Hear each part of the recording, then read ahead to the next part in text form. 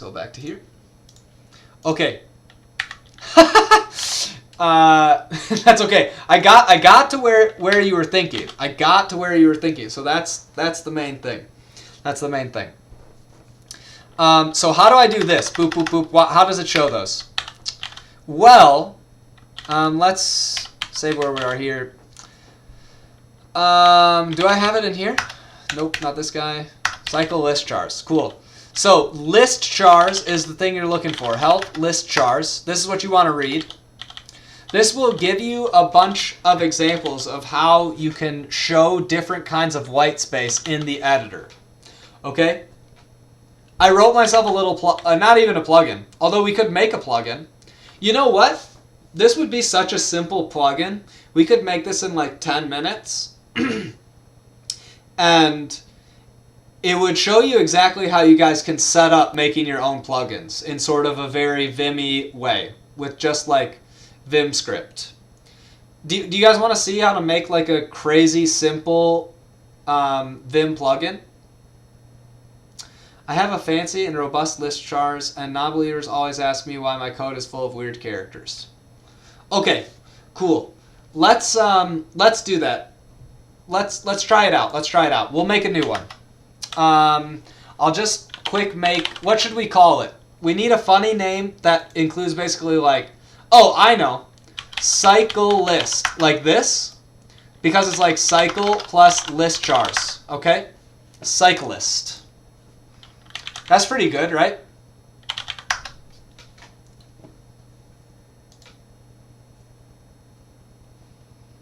Okay, we'll try it out. This one, cyclist.vim. Cycle plus list chars. Initialize README. Add a license. MIT. Nothing special here. I'm just doing a few things to set up this repo in another window.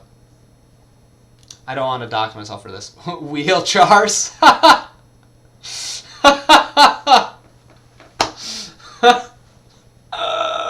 Okay, wheel chars.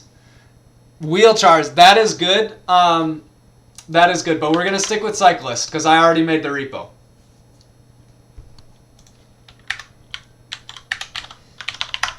Okay. So the way I usually do this is I like to put my plugins that I'm developing just in a special little folder because it's easier for me to manage them. But you don't have to do that, okay? There's nothing super specific like about putting them in this magical folder. You just have to make sure that in like your init.vim somewhere, in your where you're making plugins, you need to add it to your plugin list. So we'll do cyclist.vim. Okay? This just is a wrapper for me that checks if this local plugin exists. All right. So there's a couple main folders that you need to know. The first one is plugin, okay? Plugin automatically gets sourced when Neovim starts, okay? So if we do something like nvim plugin, the typical way you'd want to do this is name the Vim file here, the file of your plugin, basically, okay? So I'll call it cyclist.vim, and it sits in plugin. All right, so if we do something like echo cyclist has been sourced, okay?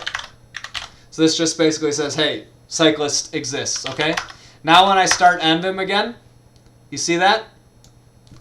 Cyclist has been sourced shows up, okay? So that gets automatically happened at the beginning. You guys follow me? You guys follow me?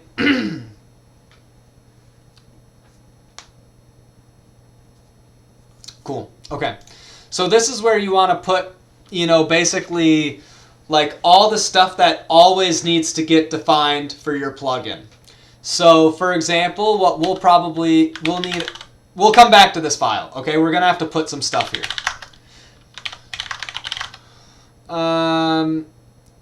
Yeah, this is fine. Okay, so the other thing that you want to know is there's Autoload. Okay, Autoload does not get sourced at the beginning. So let's make another cyclist.vim, and we'll say echo, this does not get sourced automatically. Okay? We can quit out. We can start it again. Notice that that did not get printed at the bottom. Okay? It did not get printed at the bottom. So you might be wondering, how do autoload things get sourced? The main way that you do this is you can write a function. In Vim, you write functions by starting with functions. If you forget any of this information, you can check out help autoload. No. So autoload does, but it doesn't autoload at startup. That's what plugin is for. Autoload automatically finds and loads them when you ask for it. Okay? So notice how this is in cyclist.vim in the Autoload folder. So, B. Griff Schrift. Hey, thanks for the follow. Thanks for hanging out. We are working on making a simple Vim plugin to demonstrate a bunch of different stuff about list chars. Okay. So, what you want to do then is you name the first part of the function the name of the file that you're in. You put a pound sign, which is basically like separator. And then after that, you put the name of the function that you want to call, basically. So let's just call this something simple, like I'm just going to call it example because I don't have any good things that we want to do with the plugin yet. Okay? You're welcome. Oh, thanks, buddy. So now, if we do something like this, call cyclist example. Whoops. Okay, if we do this. All right, this is going to say, hey, find autoload cyclist.vim, load it, and then call this function. Okay, so when we call this function, this whole file gets sourced. Okay, so now when we load up, we can say, but it does from getting sourced. Is the plugin name pound function name convention, or is there a technical reason for doing that? It's not plugin name pound function name, it's file name pound function name. And it is the technical reason is that it looks for this file to load it. Okay? So remember when we didn't have this, all right, let's close out of here. Note only it says cyclist has been sourced. But now when we call this function, right? And remember, plugin gets automatically loaded when we load Neovim, if this is on our path. So now when we do it, see how it says it has all three of the messages. Okay? Do you guys follow me? You follow what I'm saying here? Cool? Oops. Okay? So that's how we can basically make the startup time of our plugin a lot better. So what we would normally do is you wouldn't do this here. We would make some mapping, like no remap, plug, cyclist, example. Something like this. Okay? 102 IQ. Yeah, yeah, just a little bit above average, right? That's me. So this way, this doesn't affect how quickly we load Neovim. Okay, let's say we have like a bunch of expensive stuff here. This would basically like defer that loading until later, until we actually use this plugin. Okay, you guys follow generally what I'm saying? So this is why when people ask, like, does adding a bunch of plugins slow down Neovim or, like, slow down the startup? No, it doesn't do that if you're using plugins that are well-behaved, okay? Like, your plugin file should load in 0.00001 seconds. So no matter how many you well-behaved plugins you add, it shouldn't, like, slow down your startup any amount of time. And it shouldn't, like, make things happen all the time automatically. Yes, some plugins do slow down Vim dramatically, though. So why do some plugins use the no remap plug something, and others use command something, call something. It's a good question. I personally like being able to then later do something like this. Nmap, like leader, we'll just call it CC because that's what I have in my thing. This looks nice. Okay, this looks nice to me, in my opinion. I think it looks better than leader, CC, cyclist, example, like this, something like that. I think this does not look as nice as this. So I think a lot of it's personal preference about what you think looks prettier. Additionally, this lets you redefine whatever things you need to do, right? So if you decide you want to change the name of your functions or like your commands or like whatever you need to do, you can do that a lot easier, I think, with this style than with this style. But it's not a hard and fast rule, and I think both work probably just fine for most things.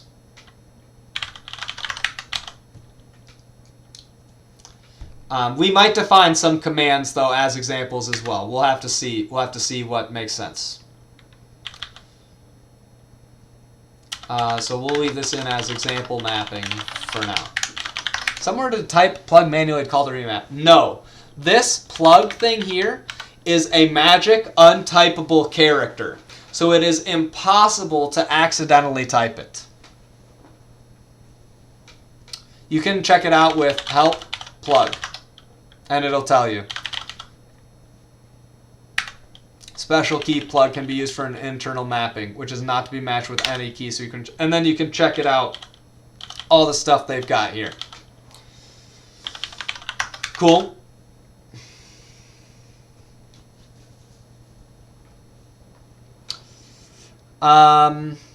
Okay, I need like a 5-minute break to go grab some coffee, drink some water, and go to the bathroom. Maybe less than 5 minutes.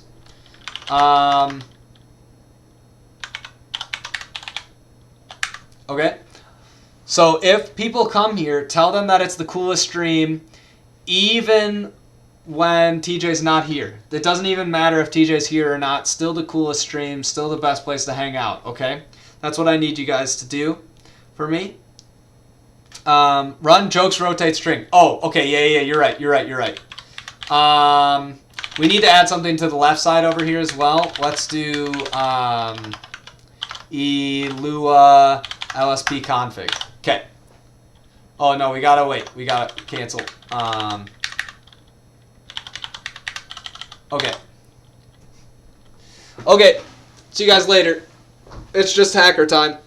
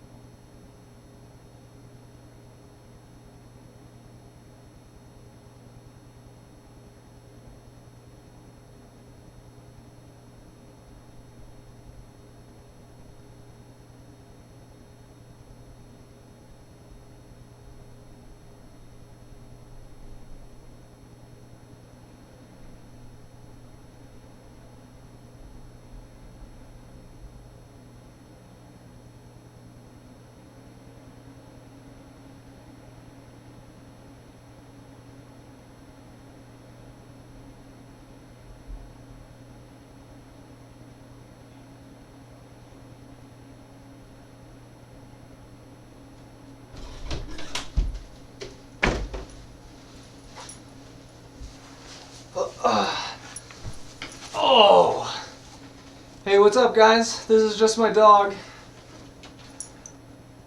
Can you guys see her okay now? Yeah, there you go. Woof woof, right, boys? Hey, good girl. Good girl, Ember. Yeah. Yeah, new Neovim developer. Nice. Okay, I gotta bring her back. I'll be right back again. I gotta finish grabbing my coffee. Okay, let's go, girl.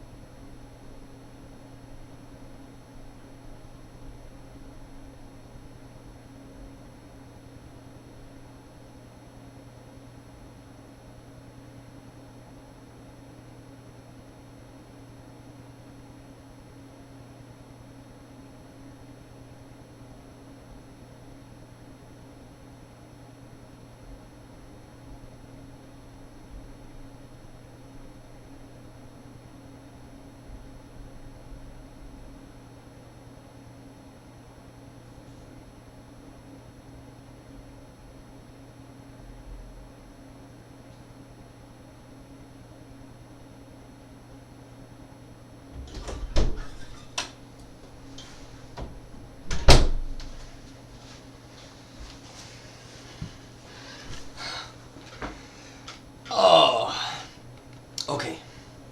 Ah, wow. That light right at my face is so bright. Okay, let's put that over here. Okay, let me scroll back up and see where we're at. And stop this, it's too confusing. Uh-oh. Is it going to be able to work? What an amazing stream. Yo, the coolest stream ever. Best stream of my life. Oh, thanks, guys. Thanks. You can't get away with the sack in the mainframes. Oh, no.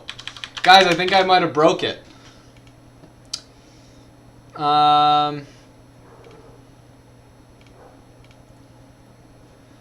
Okay, going to college. I actually want to know how to get the red errors and warnings and stuff like that. That's built-in LSP, by the way. We'll go through it on some other day. Yep, you guys saw my dog. She's awesome.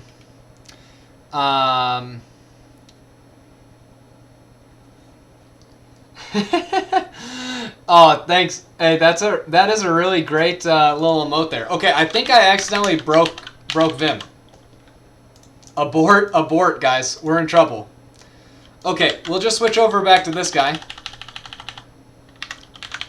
And yeah, we'll get back to where we were before. I don't know what happened. It's honestly just destroyed.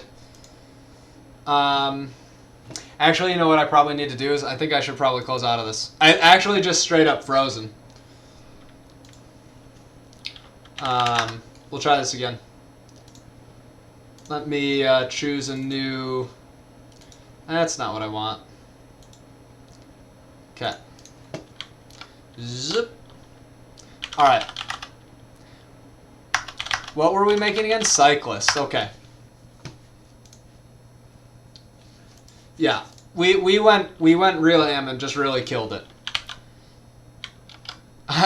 Honestly, I think it's never been run for that long. I don't think it was built for that. Okay. We can open this back up. Vim.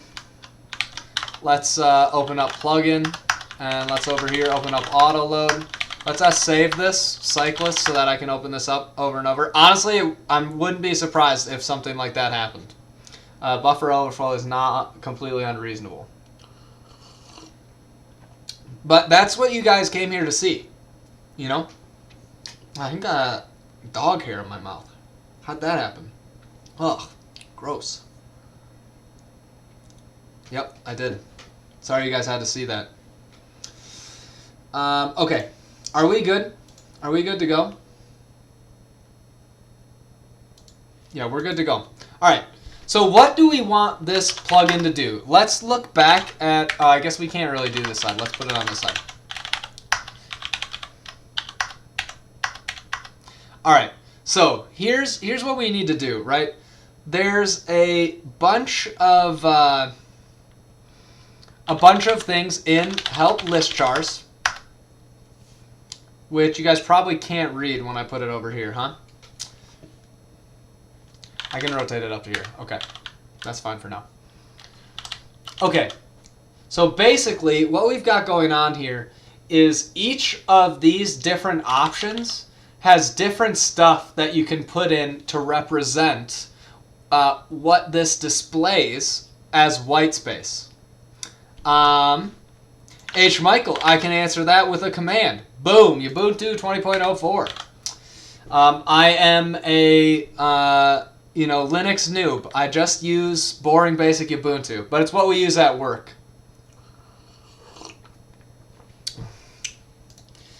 So it's nice that I develop in the same environment as what we deploy to and stuff like that. So that's why I use it.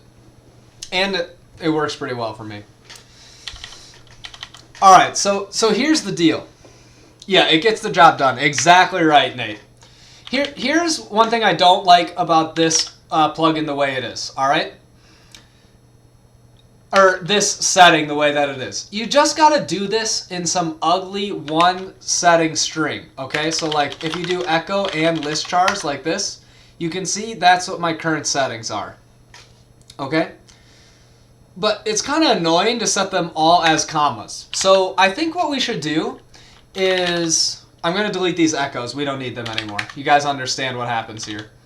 Is what we should do here is we're going to make a little nicer API for this first to set each of the different options. Okay? So what we're going to do here is we're going to do let s list char ops is a dictionary. Okay? We're going to make an EL end of line guy, and it's going to have some default. We're going to do some tab guy, and it's going to have some default. We don't actually need this. Or let's do this right now so that we can have some more space to read this. All right. So there's a couple different options for tab, so we'll need to read those later. There's one for space. Oh, KD, are you making fun of me? I know, I was literally writing local. I've been writing a lot of Lua lately. Trail. And, extends. Do we have any other things here? Proceeds. Oh my goodness, there's so many of them. Proceeds. Conceal. And, no NBSP.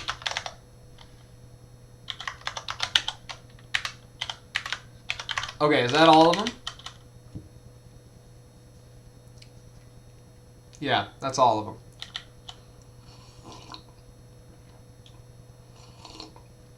So what I want to do here is basically, I want to do something basically like cyclist set EOL. Okay? And I think this is a good plan. And then we can do something like, so EOL can only have one character at the end of each line, so a single character. So we can do char here, something like this, right? Okay. So now we can just do something simple like let s list char ops.eol equals a char. Okay, we better go over this. What does this mean? What's happening here? S list char ops is this script local variable that we've got at the top, so it's not accessible anywhere outside of this script. Let basically says, hey, let's set this value to whatever is to the right of the equal sign. So you can't just do like this. That's not valid. You got to do this, okay, in Vim script. And then what's up with this a char stuff? In Vim script, the arguments here get added to a dictionary that looks like a, like this. And so you access them prefixed with a. So it's basically like a namespacing thing. Okay? You guys follow me? Just want to make sure we're all on the same page. I don't want to jump too far ahead here, because after this we're going to start writing a lot more code.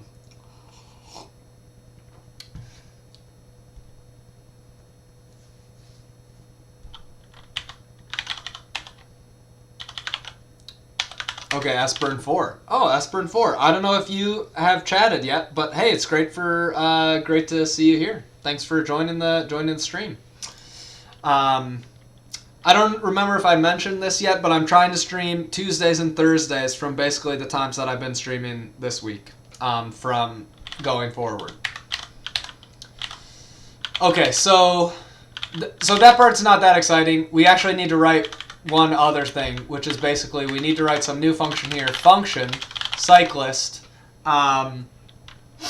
update list chars. It's list chars, right? List chars, yeah. Okay. Now what I want to do basically is I want to do something like, okay, we're going to set list chars and we want it to equal some stuff over here, right? So what do we want it to equal? Well, we want it to equal basically all these guys smushed together, separated by commas, I believe, right? Yeah, separated by commas, and we need colons in between them to set their values, okay? So the thing is, with set, you can't actually put an expression over here. What you need to do is let and list chars. This is a little trick that if you don't know, when you put and in front of something here, that basically just means it's a built-in option. So if you do like and, echo and shift width, it'll tell you what the shift width is, which is 2 for this one, or like echo and file type. So you can do that. So if you need to like do something like let my var equal and file type, you can do that. That's how you can access those. Basically, I don't know, in a programmatic way. Okay? So we need to set list chars to something here. So what do we need to do? For right now, we'll just set it to this. We need to basically get all the keys and values here and smush the keys and values as colons and separate them by commas. So I think we should be able to do that. What we should check first is help dict functions. So these are a bunch of dictionaries functions. H. Michael, if you can upload the video to YouTube later, I'd be happy to do so. Because I'm not a native English speaker and I like to be able to watch it in an environment with subtitles like YouTube. Oh, okay, yeah. So H. Michael, that's a great idea. I have been wanting to upload it to YouTube. I think I just need to make a new channel there and figure out the easiest way to download and then upload these. So I can try and do that.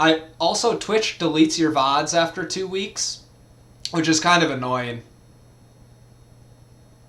Yeah, H. Michael has awesome English. He sort of acts, you know, he's like, oh, I don't have that good at English, but it's really good. I've never had any problems understanding anything he has to say. Just so you know, buddy. Okay. So, here's what we want to do. We want to... yeah, okay, so this is kind of a funny story. You guys, I think, will appreciate this. My wife and I used to live in Madison, Wisconsin. We volunteered at this place called English Conversation Time. And basically it was like a place to help like non-native speakers learn how to speak English better. And so we went there like once a week on Friday nights. And so we just like talk to people and hang out with them and help them. It's actually how I met a bunch of people from China and why me and my wife went there last summer, but that's a story for a different day. But yeah, so they would like always ask us questions about like why certain things in English are the way they are, and most of the time my answer, the best answer I could think of was because it sounds good. Like I literally didn't know what the right answer to the stuff was. So it was kind of embarrassing. But that's okay. That happens. Okay. Yeah. It's not, I would always be like, oh my goodness, I'm embarrassed. I don't know why it sounds good, but it does. I mean, a lot of them basically just wanted to know what like the native way to say something would be. They'd be like, how is the best way to say this? And so we could give them like the way that we would expect people to say, and then that was helpful. But I just thought it was pretty funny because I literally could not couldn't figure it out. Okay. All right, back to this. Okay, so we can use this function items on a dictionary. It returns a list with all the key value pairs of dictionary. Each list item is a list with 2 items, okay? So basically what we can do there is we could say something like let list char items equals items s list char ops, okay? So we can set that. And we can do something like echo list char items. And we'll comment this line out because we're not ready for it yet. Yeah, I'm a native Spanish speaker, and it's just as weird sometimes. Yeah, languages are just really hard, I think. They're just really hard to figure out. Okay, so this is a cool thing, basically, that I think is really nice about developing plugins in Vim. If you just do source %, it's going to reload the file that you're in right now. So if I make any changes to these functions, I can just reload the whole file. As opposed to like other places where you're developing plugins, you might have to like restart the editor, like do all this complicated stuff. You don't have to do that. You can just source the file. I have that mapped to, I think, for me, it's leader x. Which just saves and executes the file. It's just a little function that I have. We can show that off later. All right. I can't get too distracted on this other stuff. We got to do this. I'm just going to put this this guy right here, this update list chars thing at the end here. And so when I source this file, it's going to call it and do the thing that I want it to do. Okay? So as you can see here, right now we don't have anything exciting in any of the list char options. Okay, so this is kind of useless at the moment. Rodnix, hey, thanks for the follow. Really appreciate the follow. Let's go back to list chars and let's add some of the defaults in here. Okay, so the default is that trail is a dash. Non-breaking space is a plus, and tab is this guy here, like this, okay? You guys follow me? I'm just putting in the defaults that are right here, so that the default behavior that we have is exactly what Vim would do.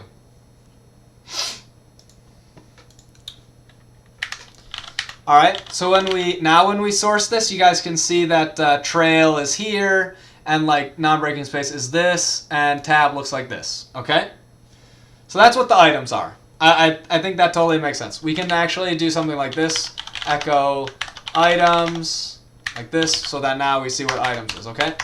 Now what I want to do is I want to map these to a string. So let's look up help map. So function 1 has to be a list or a dictionary. So we've got a list or a dictionary. And then expression 2 can be a string or a function ref. So function ref is much better. We're going to work with that. And I'll show you how to make basically like anonymous functions in Vim. So let's do let list char mapped is map list char items. Okay. And then this thing is pretty cool. You can do key, or I guess it's I think it's index. When does it have it for list? If you want to make a list, yeah, that's going to be fine. Index key, okay, and now we can do this. This is how you write basically an inline function in Vim with this little arrow. It's kind of like JavaScript-ish. We are going to return printf. I think that's what it is, printf. Yep. and I want to do %s colon %s like this, and we're going to pass in the index and the key.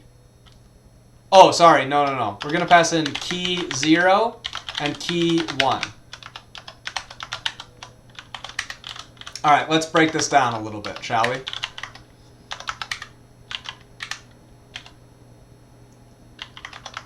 Okay, what am I doing here? We're going to loop over... I think we're good. Unexpected token. I think it's fine. Yeah, okay, we're good. Echo list char map. This might actually be... I might have messed something up earlier. Yeah, totally. Okay, cool. So what are we doing, right? This is an inline function. Map says, hey, help map. This function is going to take the index and the value, or the key and the value. And so what we can do is then we're just going to return basically key colon value, which is exactly what we wanted, right? So now when we're looking here, we're starting to see exactly what we expect to show up for each of the list char options. But it's kind of dumb, right, to put space with nothing there. Okay, you guys follow me? Right? Like, why are we going to tell it what space is? So instead, what we're going to do first is we're going to do a little bit of reduce. I think it's reduce. Help dict functions. I thought it was reduce. Ah, filter. Help filter. Nope. Like this. Don't you need a comma as well? Ah, we're almost there, KD. We got one more step to do. So filter works very similar to map. Oh, whoops. I think I messed up my... Let me restart Vim here. Yeah. I have some bugs still in the... in some built-in LSP stuff. I'm working on a PR right now. Help filter like this. I don't want it to look like this. So we want to filter out all the values that have an empty thing as the value. So let's actually just do this. We'll do reduce this one right here, kv, and then we'll return. Does it filter it out if it's true? The function must return true if the item should be kept. So we'll do v not equals this.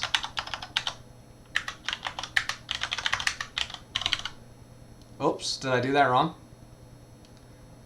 Oh, I keep typing reduce. I keep on typing reduce, but that's not what I want to say. I want to say filter. Yeah, thanks, Katie. Okay, cool. Yeah, you guys see that, right? So now we just dropped all the ones that aren't there. That's exactly what we wanted to do. And so now we only have the ones that we actually want to set. And now we can do help. I think it's just join.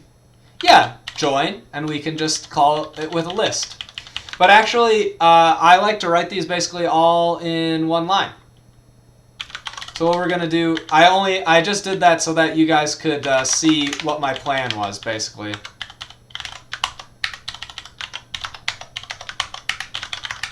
Color scheme name. Oh, I'm so glad that you asked. It's a color scheme that I made.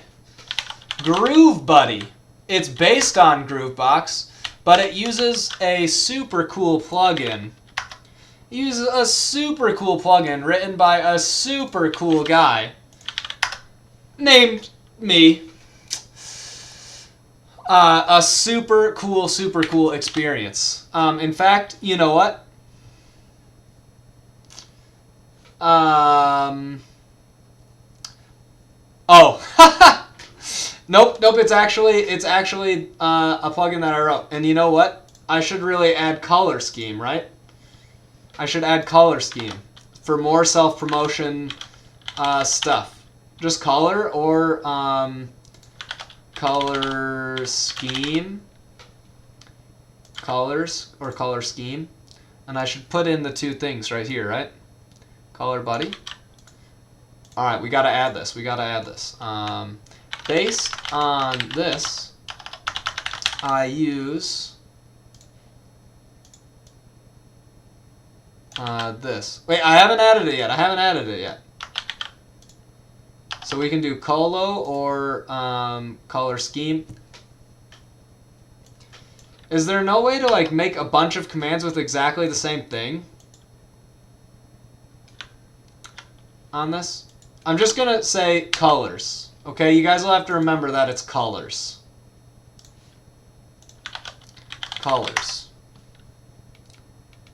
Very cool. So now you guys can see that. Yeah.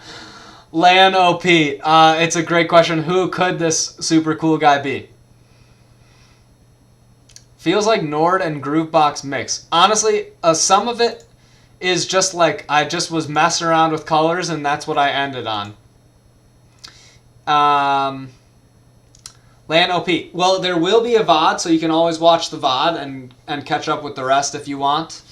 We're gonna try and get as far as we can. Okay. So basically now what we have is maps here. We can run this. I didn't do this right. Invalid join.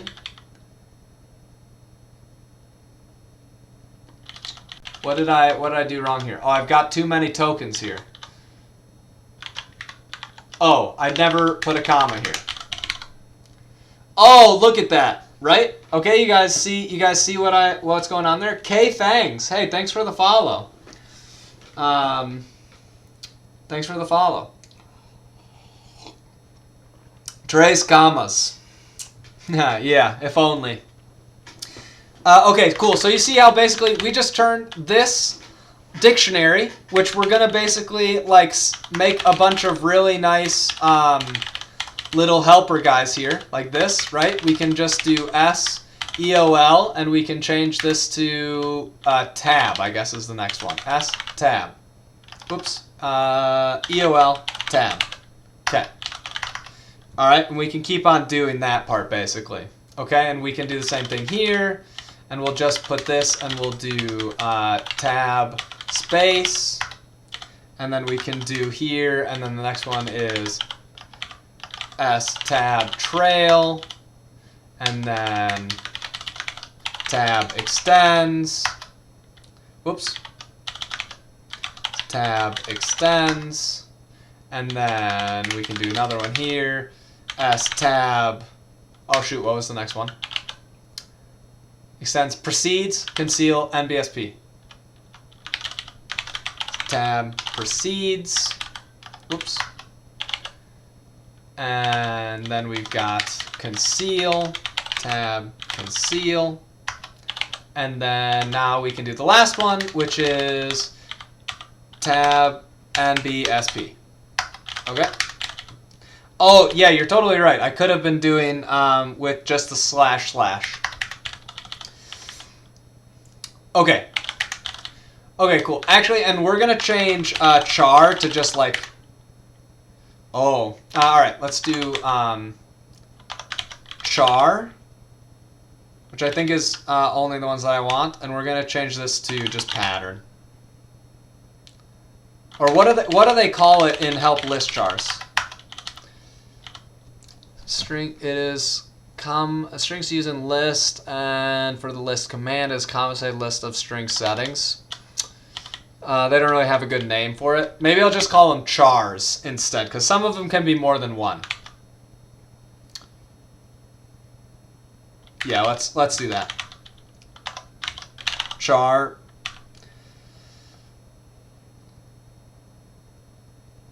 Yeah, we'll call them chars. Okay. How do you get that pop-up on the bottom with :S? It is a Neovim built-in feature. You can check out help inc command. And basically all you have to do is do set inc command equals split. And then once you do that, you get the magic. And it's beautiful.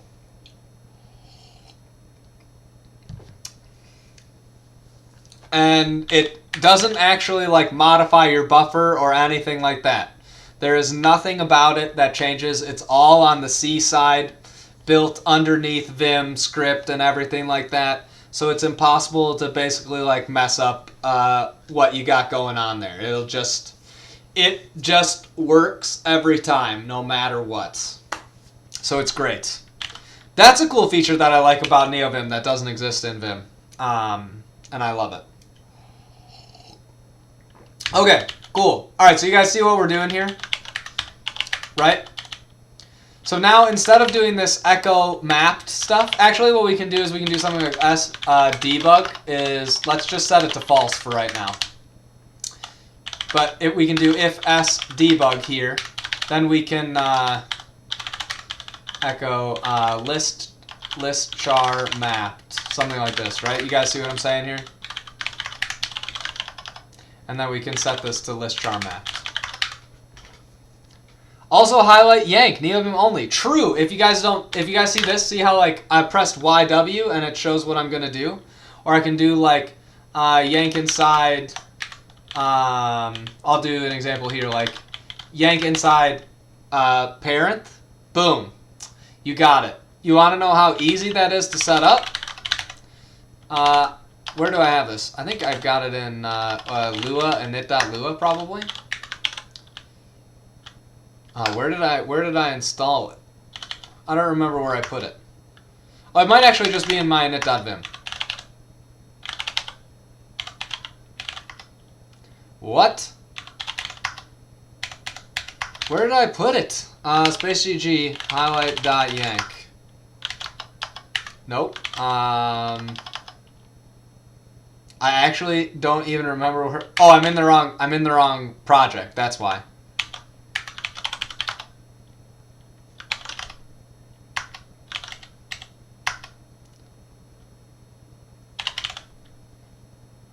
Where did I put it? Oh, it wasn't here. Oh, yeah, okay. I literally just skipped it because I wasn't paying attention. It's literally just this easy. You can put this part in your plugin anywhere. Tech yanks post star silent Lua require vim.highlight on yank. Boom. So it is merged. And it works great. I don't know why I actually have this in my Lua folder here. Probably because the feature is Lua, so I like it. In like maybe in a week or two, depending on how fast I can fix some memory leak problems, you'll be able to do something like this. Vim defined auto command, text yank post, star, on event equals function. And then you can put this, you just got to do require vim.highlight dot on yank, like this. Oh, baby, that's going to be nice. Like that. Whoops. Like that. It'll be super nice. We don't have it yet, though. But basically, this is the thing you're looking for. This will do the automatic highlighting stuff, and it works great. Oh, one super cool thing, you can help vim.highlight on yank. If you don't want it to be, if you don't want it to happen in visual mode, you can use this mapping here. But I don't mind. Actually, you know what? We should really, let's just change it. Let's just change it, because it really,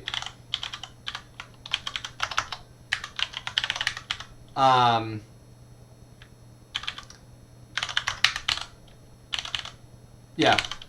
So now if I select this area in visual mode, boom, it doesn't do it. How to make it not happen in macros? That's a good question. Let's try one. I do yank yank and I move down and I quit it and I do like 5 at A. I don't know. It appears that it's a good question, Lan or Katie. Can you make an issue on it and tag at Clayson? Like that? Just tag him in the issue and tag me. And we'll make it happen for you. We'll find a way. Gluttony. Thanks for the follow. I hope you can feast on some wonderful Neovim content here. Okay, what is Vim command? What does Vim.command do? So this is a Lua file. Vim.command runs a Vim command, but we're not ready for that yet. We're still working on a simple regular Vim plugin. We'll have to come back to this section later. I was just showing you guys how you can get the basically the highlight on yank stuff to work. We're not ready for Lua. We're not ready for it.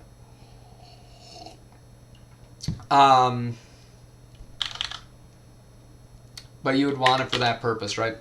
I'm not sure what purpose you're talking about there, Stupak.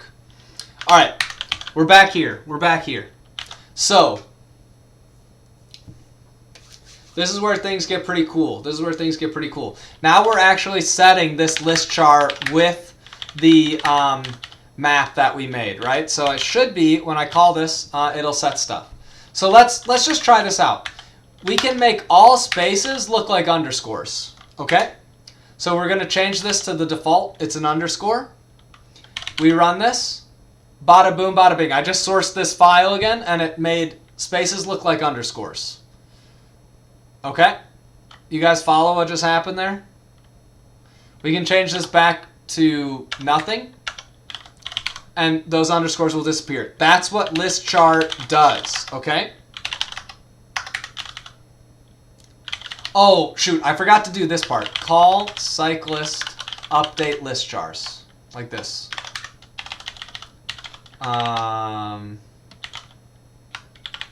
Is there a way to go to the end of the next function? I always forget what it is. Ah, there we go. Oops.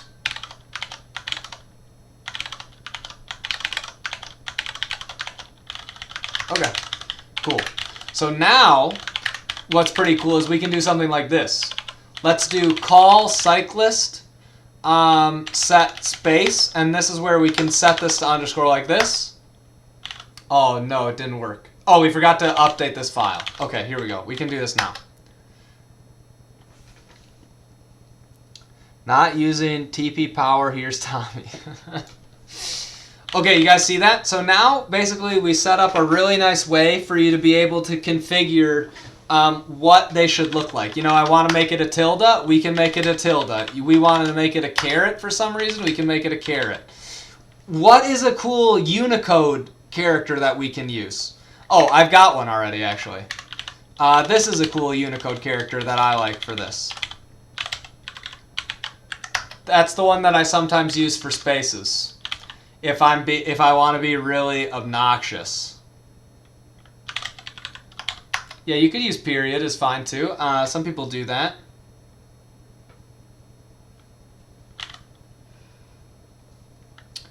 So basically, okay, you guys see what we did there? We basically just made some way to always update it based on the config that we got. And then we just set little helper functions so that we can do nice things instead of having to remember how to do this syntax. Blech, blech, gross. Right? Not that good. What does list even do? Yeah, okay. Oh, sweet. You can see what it looks like here. Okay, so we should show a few examples of what these other ones do. I think EOL is a nice one. Wish my dev environment at work let me use NVim. Yeah, that can be tough, man. That can be tough. Call cyclist set EOL. Let's do this guy here. I think this one's pretty cute. Max Jowett. Hey, thanks for the follow. We are working on an example of a simple Vim plugin. How you set it up, how do you write some example functions, how do you do this kind of stuff. That's what we're working on right now. I want to change space back to something that's not this because it's too annoying for me. That one's way too busy. Okay, so I love Neovim. Hey, me too, dude. Thanks for joining us on the stream. We are, like I said, just working on trying to write a simple plugin. We're calling it Cyclist because it's going to help you cycle through the list chars. Cycle list. Very cool, right? Okay. So what other settings might we want to add? There's some, you might want to change which highlight you're using for some of these things, which I think it describes here. So there's HL non-text highlighting will be used for EOL extends and precedes. And HL white space, which get used for non-breaking space, space tab, and trail. Can you already do something like let G : in your settings with this? Wait, Randy, I'm not sure what exactly you're asking. It's all SSHing into old boxes. Vim 7.4 is the best I can get. Mr. Bees, you should consider trying to do something where you use like I don't know if you've ever seen this, but you can do like ESSH : and like do some file path magic and blah blah blah. I don't remember exactly what the trick is. But you can edit over SSH if you're interested, and then you can have one setup on your box, your main box, and then you can connect and edit over SSH to all those other boxes. I haven't done this in quite a while, but it is possible to do. Are you like a Tim Pope? Someday I hope to be half the father figure of Tim Pope. Like setting list chars in your settings with this plugin. Yes, so now that we have this existing, okay, now that we have this like around, you could do something by calling these functions in your init.vim. Okay, so we can like just do an example here, right? Where we would basically do something like after we see you later, LanOP. Hopefully you can join us again next time. Mr. Bees, I didn't even know that was an option. Yeah, it is an option. You have to set up some like SSH credentials and a few other things like that. But it's totally possible.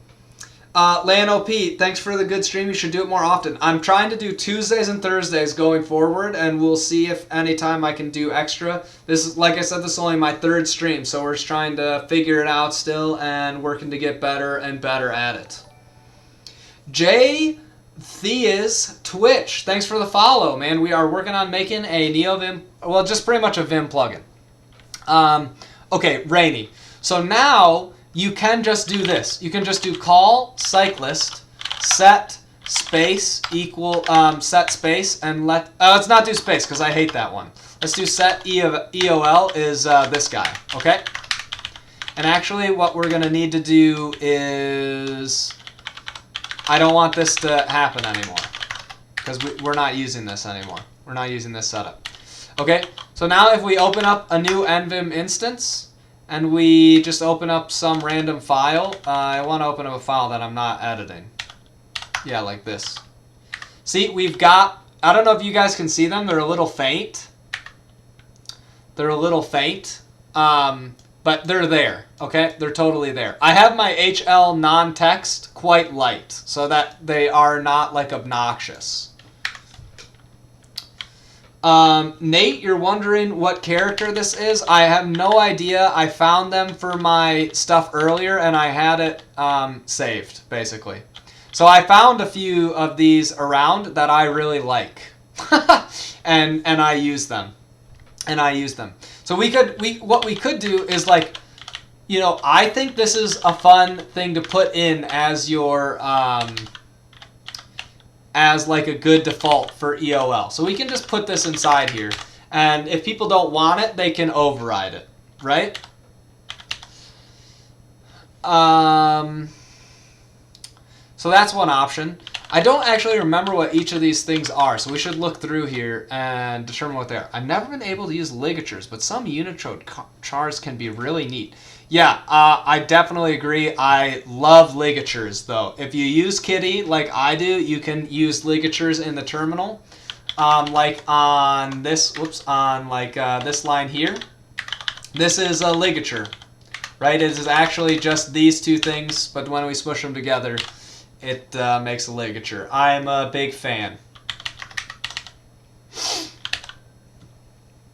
Okay, so EOL, we know what that one does. I don't remember what extends does. Character to show in the last column when wrap is off and the line continues beyond the right of the screen. Oh, well, this is definitely a great character to show for extends. Okay, and we can try it out. Let's just do something like set no wrap.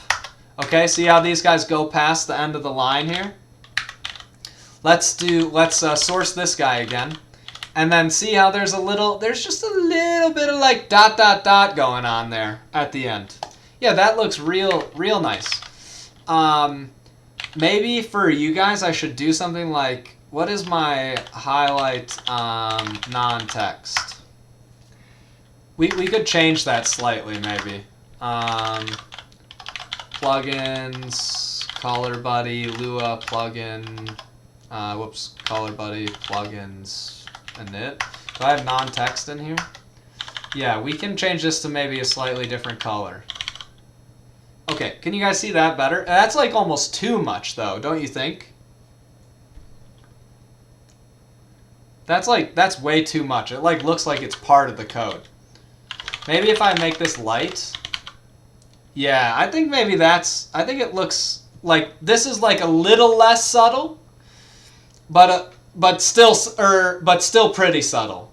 I think this is maybe like a good mix. If you're thinking, holy cow, wow, how did he update his colors like this live? How did he modify a color to use modifiers? You might be wondering, how did he do that? That's how we did it. Okay, so you can check that out later. I think I like this with just a little bit more pop. Proceeds I think should just be the same thing though as this guy, right? It should just be like, hey, you've got a little bit of stuff there hanging out to the left. Same idea as the if I just like keep, whoops. Yeah. Oh, we didn't set this up. Oh yeah, that is real nice. Look at that. It's just like, hey, you've got more text hanging out. Yeah, that looks great. That looks great. Yeah, I really like those. That looks good. Rude. Thanks for the follow. Just so you know, though, this is a nice person only chat, so don't be rude here. I should get back to coding. Okay, cool. So this looks good, I think. This looks good. I think we're in a good spot here. We're in a good spot for this. Nate. Oh, man. Okay. So I think those are good defaults, right? If you're going to install this plugin, we should provide a little bit better defaults than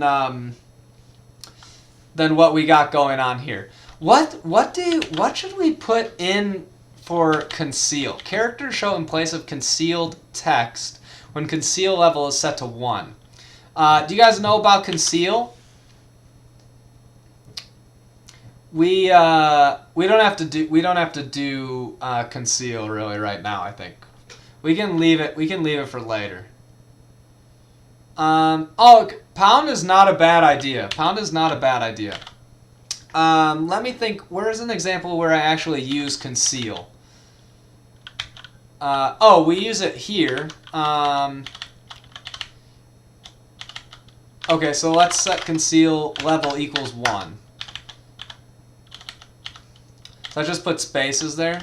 So we can do something like, let's just put pound and see what that looks like. Okay, so that drops the little pound in there. Can you not do, it would have been awesome if they had like conceal left and conceal right, but that doesn't really, I think maybe like a bar works pretty good. You know, kind of like this little bar. Is there like a Unicode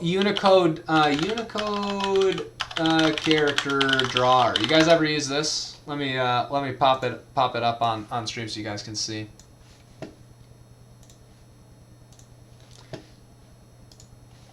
I love using this if I'm looking for like a specific. You just like do this.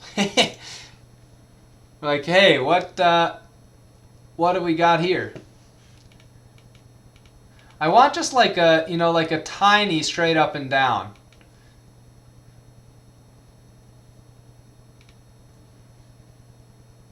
Like this guy's kind of cool.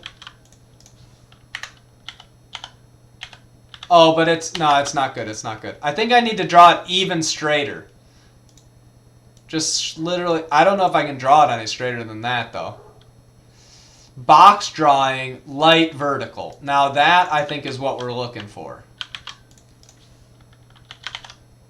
Ooh, yeah. Now that is gonna look real nice. Ooh, yeah. That's real nice. Okay. And then we can also do, what does trail look like? It's these dash ones. Do we have anything cooler for dashes? Oh, but we want it to be like halfway up the text. Reverse not sign is not the worst thing ever for this. We can paste this, put it like here. That's a little bit cool.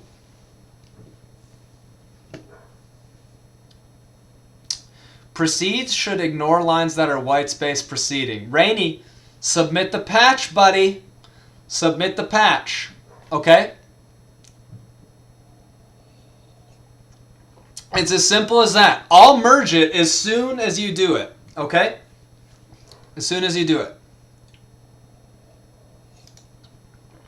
Yeah, that's what I thought. That's what I thought. That's what you get for suggesting features on an open source project. What do you guys think? Okay, do you like this one for trailing, or should we do something else? Oh, you guys literally can't even see right now. Dang it. What am I doing? Here we go. There we go. U is dashed vertical. 2509 is dash horizontal. Okay, how do I input these in Vim again? I always forget. Control V, U, 2509. Nope, that's not it. Help. I, Control V. What's the one for Unicode stuff? Help Unicode.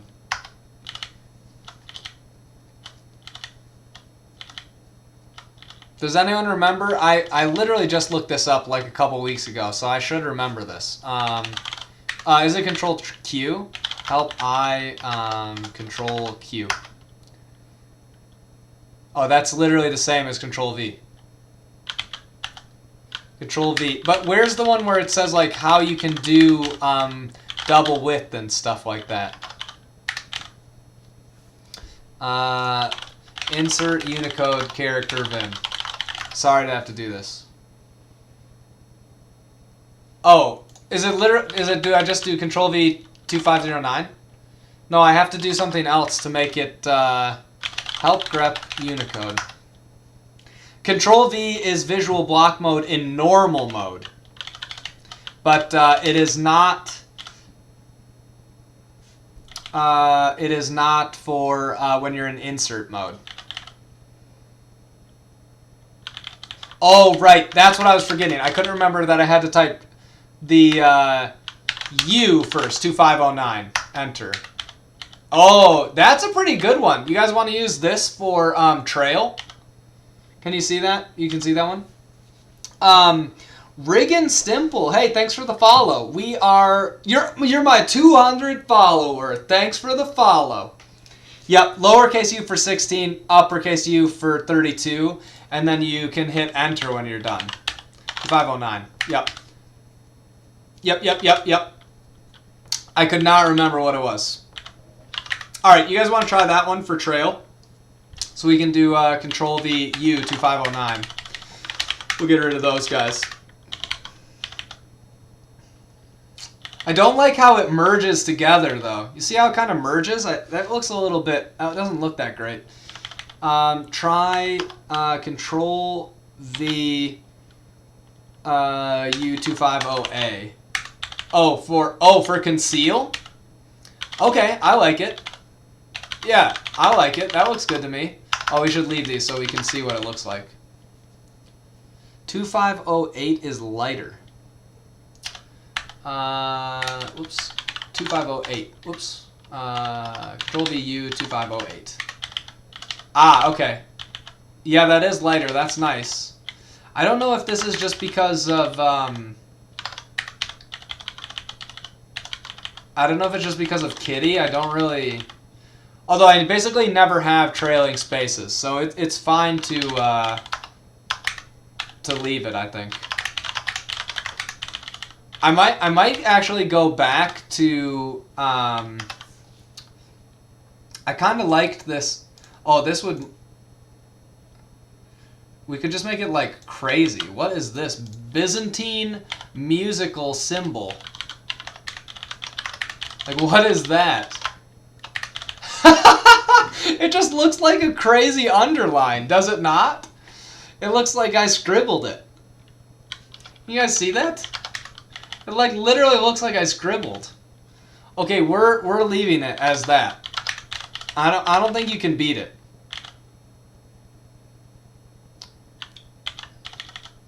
Control VU 2591. Oh, okay, all right. For trail, is that what you're saying?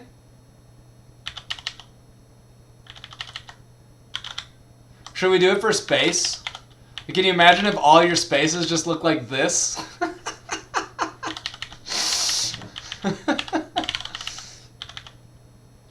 Control V 26. Oops. Control V U. Oops. Control V U 2603. It's just literally snowmen everywhere. Oh, see, now you guys are thinking. Now you're really thinking. I like it. I like where we're going. Okay, no, we're not gonna do that. Same defaults. Okay, no, I like this. I like this scribble one because it's not that intrusive. And it looks like you forgot, like you just scribbled at the end of your line, and that's how it feels when you leave white space around. So I think we're gonna use that for trail. But what we can do is in our README, let's do some possible configurations. Vim, call cyclist set trail. Control V. What did you guys say? 2591. Whoops. Control V U 2591. Okay. I think that's a good option. U plus 2591. Can we show some love to the intro? What character is that, Stupak? Working 9 to 5. We are working on a little plugin just showing examples of how to write a Vim plugin. Basically, ideas of how to, how you structure it, how you set it up, how you get moving with those things, all that kind of stuff. Intro bang meant for rhetorical statements and sarcasm. Yeah, what should we use it for? Should we? How do I? Okay, let me paste it in. It's another good option for call cyclist set trail intro bang credit at Stupak 62. We'll do that. Like, hello, what are you guys doing? That one's a pretty good one. No, Rainy. I didn't say it was going to take 10 minutes max. I said it would only take me 10 minutes to write.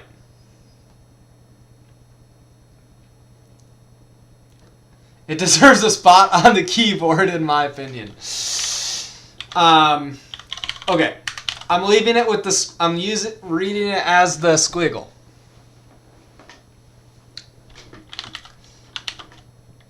All right. Okay, I don't think space is a good one to do because it's too annoying. For tabs, oops. Set file type equals nothing. Does this one not use tabs? Help. What were we doing before? Filter. Where do we have some tabs? Oh, we don't have it set up to show anything? No, that doesn't make sense.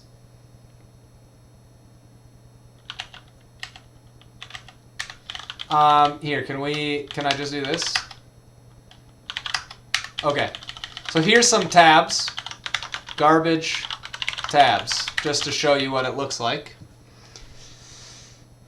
By the way, someone may have mentioned this, but since you're using Kitty, you can use Control-Shift-U to get their Unicode helper and hit F2 to search by name. No way. Oh my goodness. Wow. Control-Shift-U. I can just do like, what happens if I do, wait, how do I use it? Oh, F2 to go by name. Type dot followed by the index, dot A. Oh my goodness! Okay. Alright. That is awesome. Okay. Here's a real question. Let's put this here. Control-Shift-U. Dot 0. Does this work? Okay, it didn't work, but that would have been pretty freaking hilarious, wouldn't it have been? It just makes smiley faces for all the spaces. It didn't work, though. It didn't work.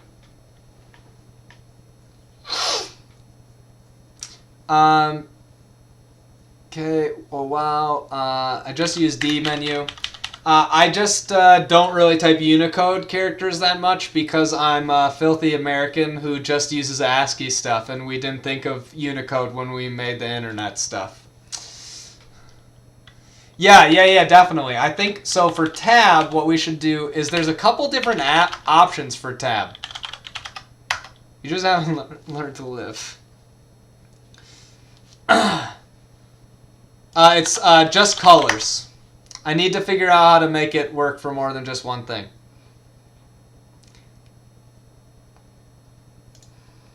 So this part's pretty cool. This part's pretty cool about tab. We can choose a couple different options for the default.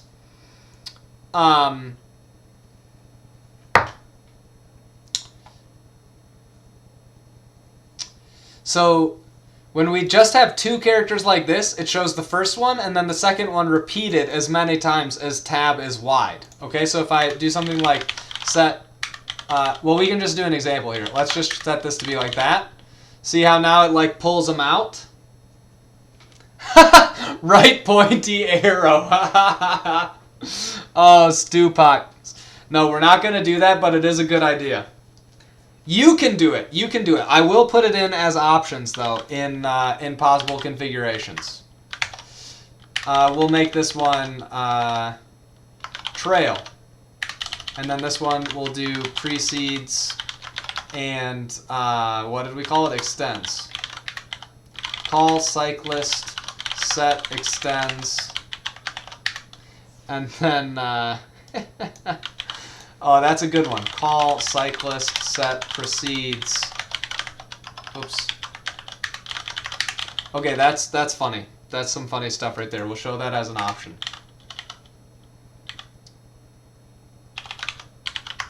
Oops.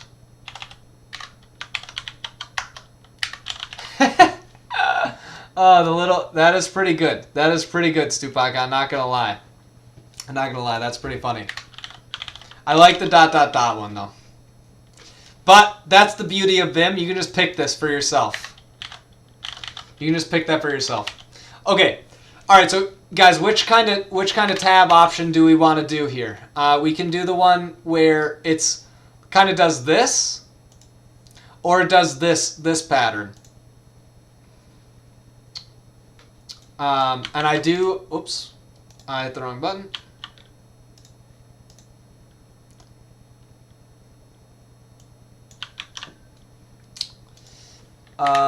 We can do... So we can put this guy here. I like that. And then we can maybe do that. I don't know. How does that look? It's kind of annoying that those don't line up, but I think that's just my editor. In the past, I've done something like this, which is fine. Or you can do this. Oops, I didn't mean to do that. The tab XYZ form is begging to be configured with an inappropriate ASCII art representation of a certain anatomy. Just a very long pointing finger, I think. You want to just do spaces like this? That's a good option. In the past, I think... Oh, here's some of the ones that I've done before. I think this one's pretty good.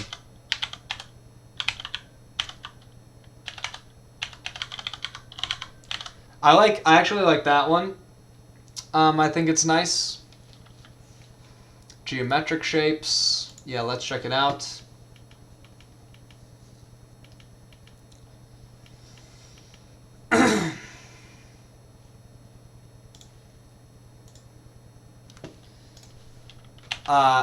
I do like this one, which is one that I've used before. Or you just do with the space like this. I think this is pretty good. It just tells you exactly where the tabs are. I don't know. I don't have a super strong preference for that one though. I think this one just by itself is pretty good. It's like obviously a different character. I think this one's good. I think I'm just gonna leave it like this, because it's not that intrusive. So I like that. I like that aspect of it. So I think we're gonna do that. Non-breaking space. What is that even doing again? Character show unbreakable space character. Oh right. Yeah, this is when someone really like hacks you and puts in non-breaking spaces that can't be seen. So like normally, I think what is that? So you could do what? Control V A Control V U202F. Yeah, so this is a non-breaking space. When you don't have this, it's just nothing. Actually, you know what? This is a pretty hilarious one for this, don't you think? Interrobang? Because you're like, someone hacked you. Someone put in non-breaking spaces in your codes just to mess with you.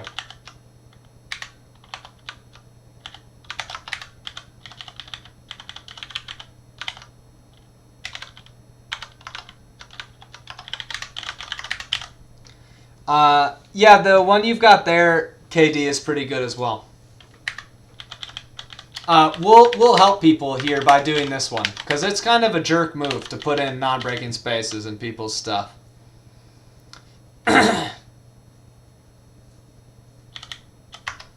Let's do set conceal level equals 2 again, because I don't want to see this.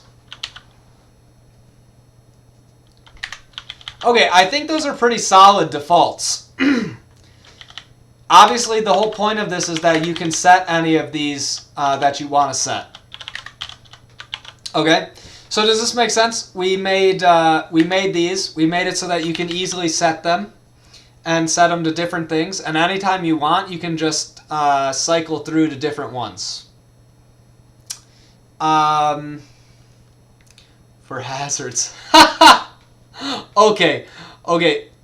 Skull better crossbones. 2620, is that Unicode 2620?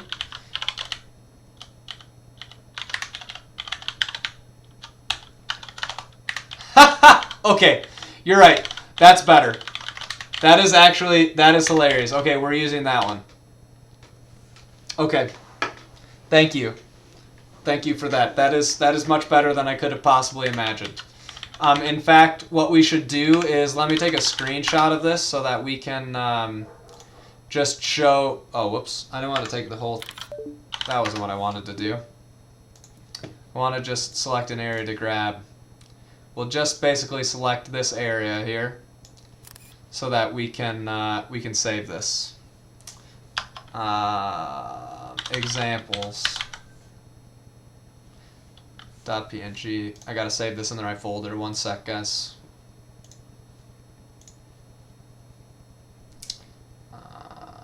Home, plugins, cyclist. Make a new folder for media. Open it there. Save. Okay. And then we can put in, how do you do this? It's for Markdown, it's this, and then media. Whoops, Control X, Control F. Okay. Oh, Howren, hey, nice of you to join us. Katie, I'm going to refresh because I think the stream is out of sync with chat for me and I'm sending out of context messages. That could be possible. It could also be just that my thing is slow for some reason. Howren, we are showing people how to make a simple Vim plugin right now. Because people were wondering how I got all of these cool like little guys on my screen. And they thought it was a plugin, but it's actually built in. So we're just doing a few examples, though, of how you could make this a little bit easier, basically. Nothing too crazy going on. Stupak says when he's on mobile, he has lag on video, but not chat. That can definitely happen. So this is just like simple example. Right, I think that's the right syntax. Markdown preview. Let me just pop this open to make sure. Yeah, cool, that works. Okay. Cycle plus list chars equals cyclist.vim. Okay. I think this is pretty much actually like the whole plugin that you would want to do.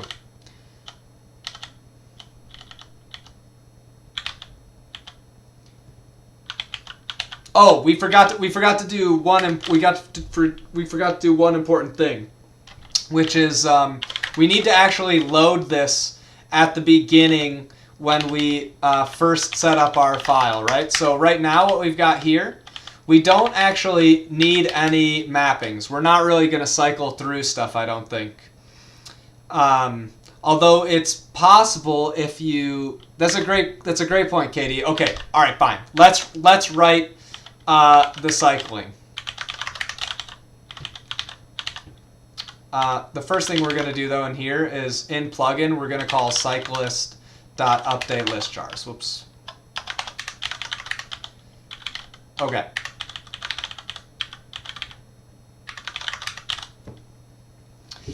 All right. I think so. The thing that I wanted to originally do that I quite like for my my thing here is basically that you can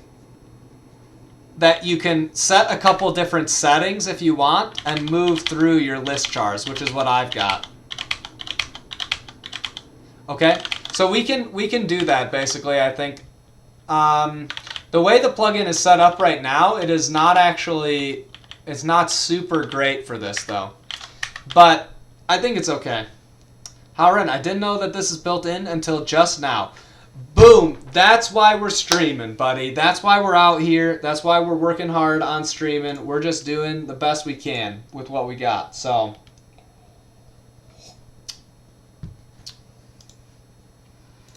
okay.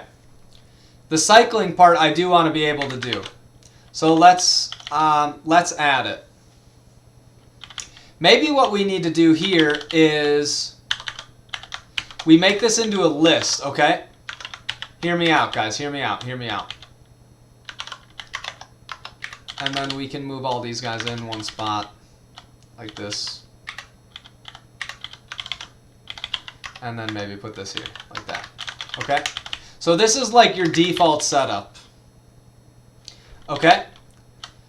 And then what we can do... Ja Worth, hey! I recognize that name. Thanks for hopping in on the stream. We are doing an example of how to make a simple Vim plugin, showing some examples of how that works, what we're up to, what we're doing for all that kind of stuff. Okay, so here's what I'm thinking now. All right, what you can do is we'll get to have different indexes that you can add ops to. Okay, what you can do now is you can do something like function cyclist add list char options. Okay. I really hate engineer or registering. For what's worth, when looking for Unicode characters, I find it best to browse the Unicode by block. A lot of the interesting weird glyphs span 2000 to 2C100.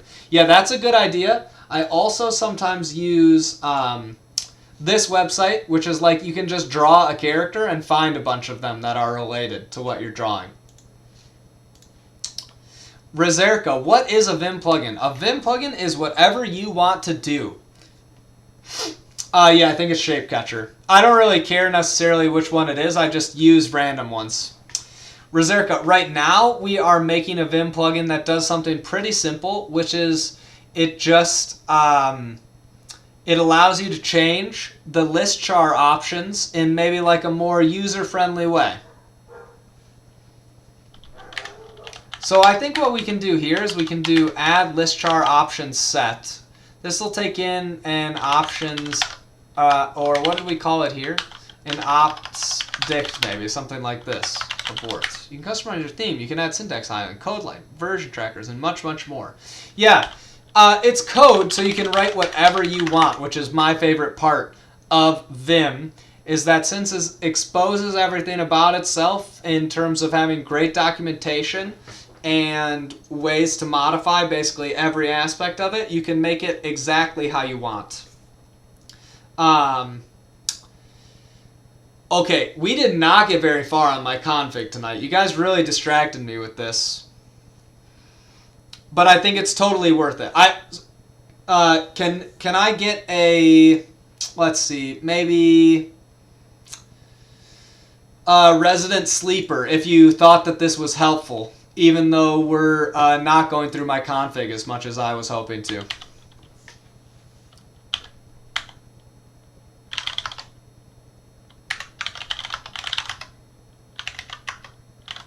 Insert list item set file type. Still config. I learned a lot. Resident sleeper. Eodos. I'm not sure how to say your name. I wrote my own color scheme. You can check them out here. I built a color scheme helper that I liked a lot, and then I just basically lightly themed it using somewhat related groove box colors. Yeah, KD, that's definitely true. We're not going to get through my whole config anyways, but we're making our way through it. This is part of my config, though, just to be clear. The last hour and a half where we have been working on this was about, let's see, 556. It was 25 lines of my config, so it's not like we're not doing anything related to my config. But actually what we're doing here is sort of necessary to understand a lot of stuff that I do in my config. Okay, so what we're going to do here is we're going to do, I think it's append actually is what I want, help append. I don't know what to do, peek a program. I'm not sure what you're wondering about.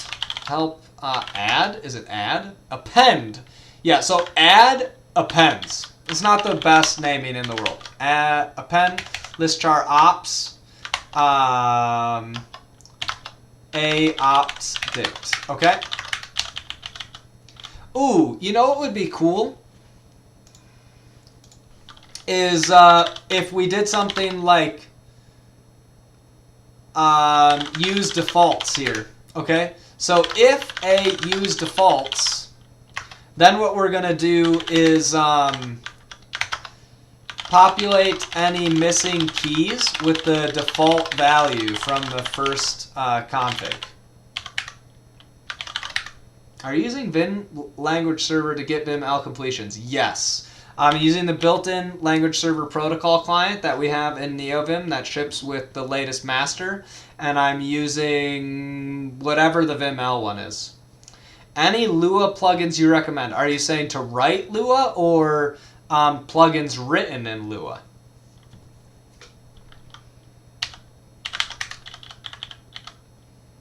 to write Lua. Built-in LSP is great, and you can use either some NACO Lua or Allied LSP. I use some NACO at the moment because it seems pretty powerful. You can use my Manilua plugin, which helps with folds, which is kind of fun. Otherwise, I don't use a whole bunch of LSP or a whole bunch of extra Lua like config outside of what I use normally for Neovim. Like all my regular text editing plugins, I think are quite useful. Tree Sitter for folds. Yeah, I think Tree Sitter will be probably better than the plugin that I have, unfortunately, because I thought my plugin was pretty cool. Vim help copy. Is there a copy where make copy expression? Yeah, maybe what we should do is there a way to like merge two dictionaries? I don't think there is. So what we can do here is we can do let to add equals deep copy of s listchar ops 0. Okay. Or sorry, no, I want to do ops dict here. Then we can do for, yeah, shoot, how do you do that? For, teach Diva, you should make a Lua tutorial. Yeah, at some point I will. It's on my list of things to do in topics, I think. I think I can just, I'll just make sure one that's like literally just like how to use Lua in NVim.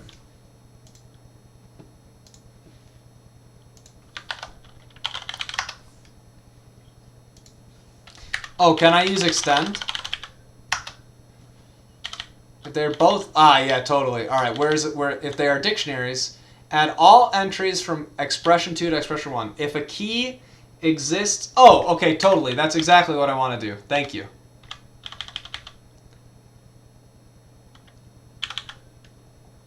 Yeah, and we can put this here. So then we can do call extend to add. I don't want to actually modify the original dictionary, right? So this is listchar ops 0. And what we want to do is keep the value of expression 1. You're totally right, though, I think, about that. You can use extend to merge dictionaries in Vim, I think. Gonna make a sane set, a subtle set, and a wacky set with this. That is actually literally what I have, Rainy. Oh, and you also have, so by the end of this, I should be able to define like 3 dicts with my list chars and cycle through them, right? Yes, that is exactly what I'm suggesting we should be able to do. And in fact, occasionally it's helpful. So like occasionally you run into a file that like you don't own, and there's like a ton of weird, like, I don't know, basically like a ton of really weird white space that you're not expecting. And like most of the time you don't want to see spaces, but then, whoops, you want to be able to be like, now I want to see all the spaces. And then you want to be like, I don't want to see the spaces. And so then you can remove them, right? So that's basically like where we're at with that.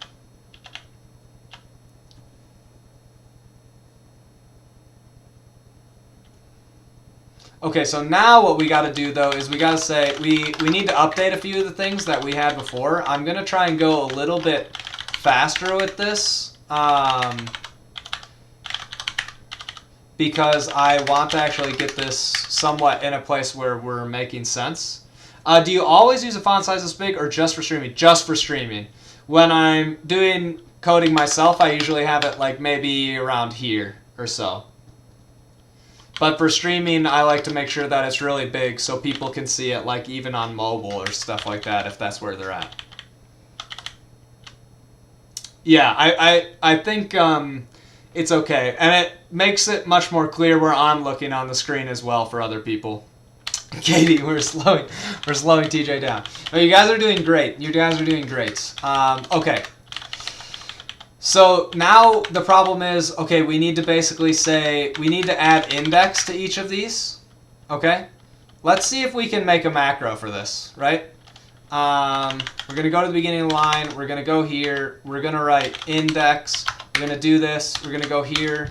We're going to go to here. We're going to go here and then do a index here like this. We're going to go down one line, front here, a index, out, q.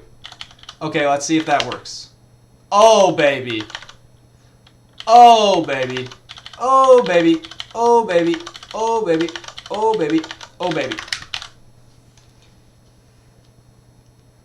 Oh, Stupak, you're killing me, dude. It is true that it has happened a non-zero amount of times where I'm here and I'm accidentally coding on the right side of the screen. And then nobody tells me. Nobody tells me. And then suddenly I'm like, oh, you guys haven't seen literally anything I've done. Okay, I go back so that you can see this. Macros. Pretty cool macro, right? I wanted to make sure it worked before we did it. So, watch this. Echo, I think you can do @a like this. Okay? Here. You can actually see exactly the characters I typed, so we can go through it. Go to beginning of the line. Move to the next parenthesis. After the parenthesis, type index, comma, space. Escape. Move down a line. Go to the beginning. Go to the first dot. Insert this text. Escape. Go down one line. Move to the beginning. Forward to the parenthesis. After the parenthesis. A index. Escape. Okay? And then you can replay that with @a because that's the register that I dropped it in.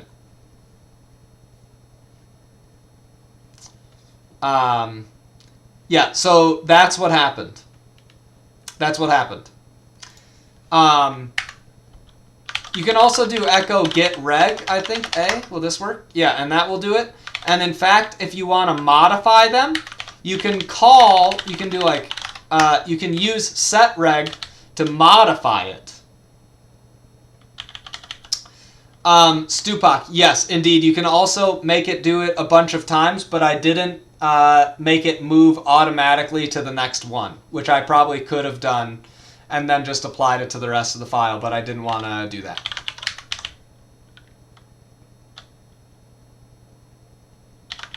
Okay, so this one should go maybe up at the top because it makes more sense to go here. Ranked version. Hey, thanks for stopping in. We are wrapping up an example Vim plugin, and we're modifying a bunch of stuff, and yeah, that's pretty much what we're up to. What if you screw the sequence while recording the macro? Then I stop and start over. Or if I keep screwing it up, then I just don't do a macro and I just do it manually. This guy right here is an example of tabs. Call cyclist, update list chars 0. I think this is what we want to do. And it's an example of what your other options can look like for list chars, basically. So I just tried to keep a few things here so that we could remember what they look like. And in fact, maybe we should do trailing space. Like this, just so you have some trailing space. Or just type it into the macro manually. Yeah, Stupak, you can also type it into the macro and do some other stuff like that, but I usually end up just trying to retry it. Okay. So actually I don't think we want this to be named update list chars anymore. I think this should be something like set list chars. Update, whoops, %s, update list chars. Let's just do it. Set list chars to index or something like that, right? Right, that's probably what we want to say. Set list chars to index. Let's do set list char to index. Index just sounds so bad. Maybe we should just call it set list chars. Ooh, activate list chars. Nice. Activate list chars. I like it. So we'll do that. We got to go into our plugin as well really quick and do the same thing. What do I use for escape? I use escape. And I also sometimes use KJ or JK. But I have escape mapped to a much closer key on my Ergodox Easy. So it is not a pinky button anymore. It's closer for me.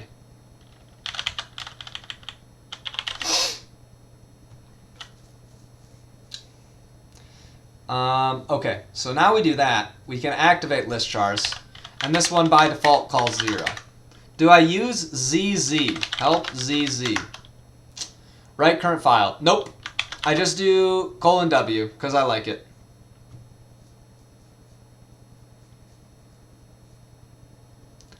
Who remapped the G key and uses an escape sequence to type a literal G?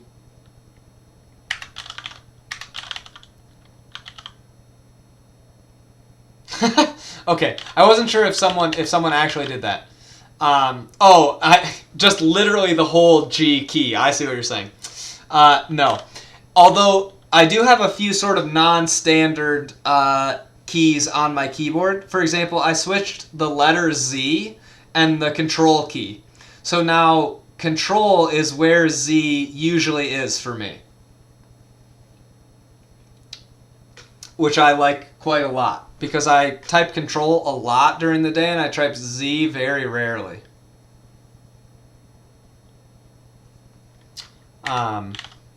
But that's just a personal preference. Is caps your escape? No, it's a different key that I can reach with my pointer finger on the side of my Ergodox. I have actually quite a few interesting modifier changes, but we can talk about that on a different day. We can talk about my Ergodox Easy on a different day. We can actually go through and maybe fix some stuff for that. Have you remapped the key globally? Yeah, like it literally is just my keyboard sends control. Yeah, I don't really like the holding down for just control because I press control so much and so often and so fast that I would often accidentally just type Z, and I didn't like that. So I removed that for control. I mean, think about how many times during the day you hit the button control versus how many times you hit the letter Z. Like, it's really easy to get used to because you still use your pinky, and it's still in the same direction, but I just switched which spots they are. But that's okay, that's okay. You can hit control with your palm, though. I have caps equals control. Yeah. I don't ever use caps lock. I don't even know how to do it on this keyboard. I think I just removed it completely.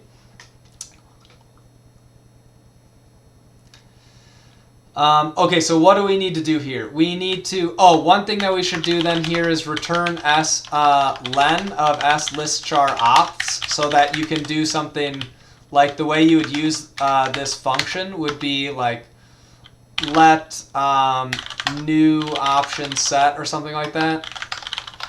Or this could be like let crazy option set is cyclist add listchar option set, like in here, right? And so then later you could do something like call cyclist activate listchars crazy option set. You guys see what I'm saying, right? That's how you can get the right number.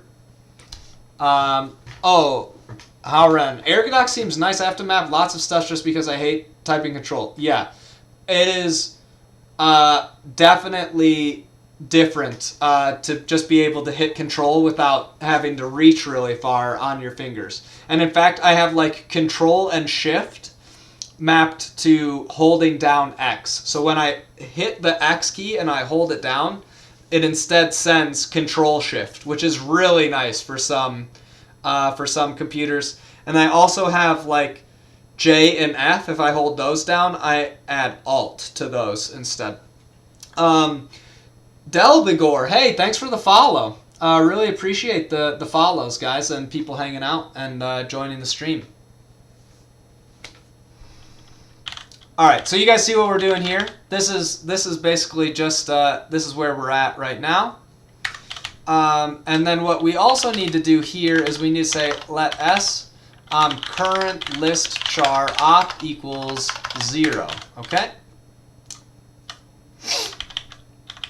And then when we activate this, we're going to do let s current list char op equals a index. We should do that down here because it makes more sense when we actually set it. This will let us do cycle to the next and cycle to the previous list that we've added. Okay, so let's add that right now so we can actually do this. Cyclist next list char. Next list char. Yeah, that's fine. So what we're going to do here is we're going to do let new index equals, and how did I do this here? I know that there's a mod thing, right? Float to number, yep. So we got float to number f mod. So we're going to divide these guys. Return the remainder. Yeah, totally. So this is s current list char opt plus 1, right? And then this will be len of s list char ops. We need to make this on more than one line. I can't see what's going on here.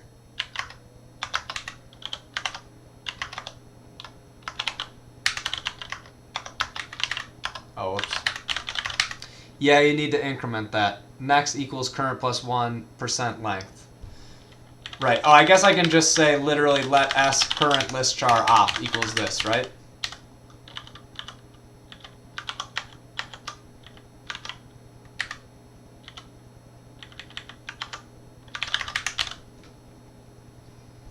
Percent is C for modulo. Yep. Yeah, that's what I'm pretty sure f mod does. Okay, it looks like I messed up something again. Let's save this. I gotta quit out, and then, oops. We'll try this again. S load cyclist. I was messing around with some built-in LSP stuff today, and so I busted some things here. Is this right? So then do I just do call cyclist activate list chars, whoops, s current list char opt, right? Does your Ergodox have hot swap switches? So you can change the switches out easily. Not that I know of. I've never tried to switch them out.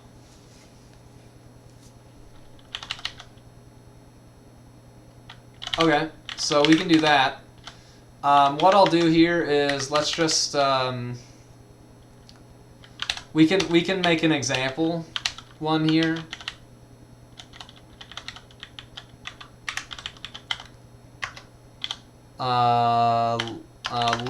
Let's just say like crazy list chars. I think you can remove my keycaps and switches easily. I have removed the caps and it was pretty good. Hey, thanks for sticking around, Nate. No problem. If you want to check out the final result for this plugin when we're done, you can just check it out here. And so you can see where we ended up with everything. Hey, additivity. Thanks for the follow. Oops.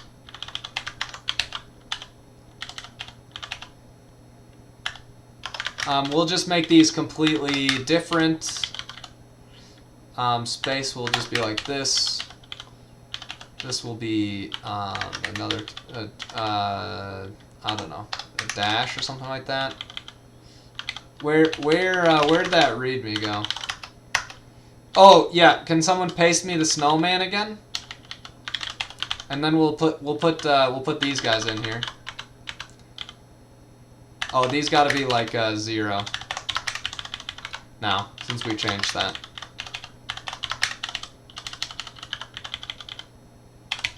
Okay, we'll put that in.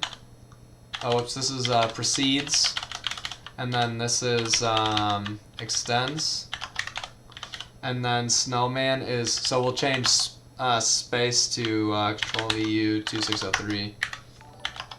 Okay. 1B4 Fob. Hey, thanks for the follow. Okay, so now we've got snowman, we got a bunch of other stuff. This one's pretty crazy, right?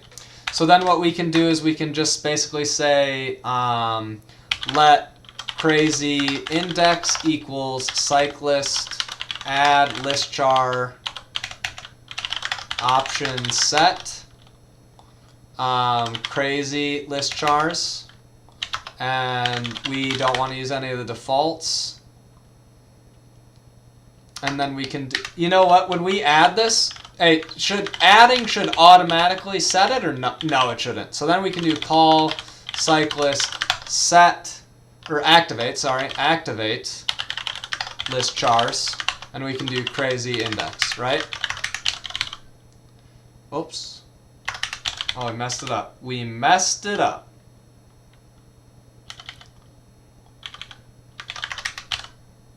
Wait, when we return length, oh, that's going to be too long. We got to -1 that. Okay, we're in business. Should line 29 be let to add rather than a op6, or did I miss something here? Be adding to add? To add. Oh, you're totally right. All right, well, let's get rid of the crazy one. Let's see if this works, right? So we can just do call cyclist next list char. Oh! Ba-ba-boom! Yeah, okay, you're totally right. I wanted to copy this, call extend to add, and then what we should do here is we should do to add, right? That's what you're saying, basically, right here.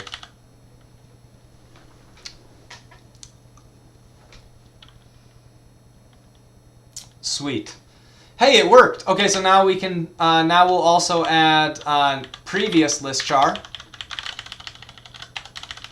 And normally I'd write, if this were real life and not a Vim plugin I'm writing for fun, I would probably do something where I like abstract out a bunch of this garbage here, but that's okay. Now we can do cyclist. Oh, I think I gotta source this again. So now we can do call cyclist next list char, and this should keep cycling between these, and then we can do prev, and it also works. Hey! Yeah, totally. Hey, Cryptic Wick, thanks for mentioning that, by the way. I think we're good, right? Does this not just work? So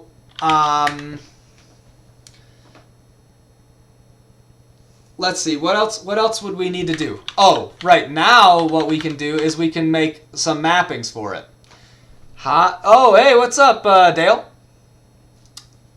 Oh, good, I'm glad you'll be able to watch the VOD. So now we can make a cyclist next command here, which is just going to be next list char. Whoops. Next list char. And we can just get this going here, and we can do prev, and we can change this to prev list char, right? You guys see what I'm saying? And we needed jokes. Yeah, maybe we should add in a -1. Like it doesn't exist. You have to specially request -1, and it puts in snowmans for everything.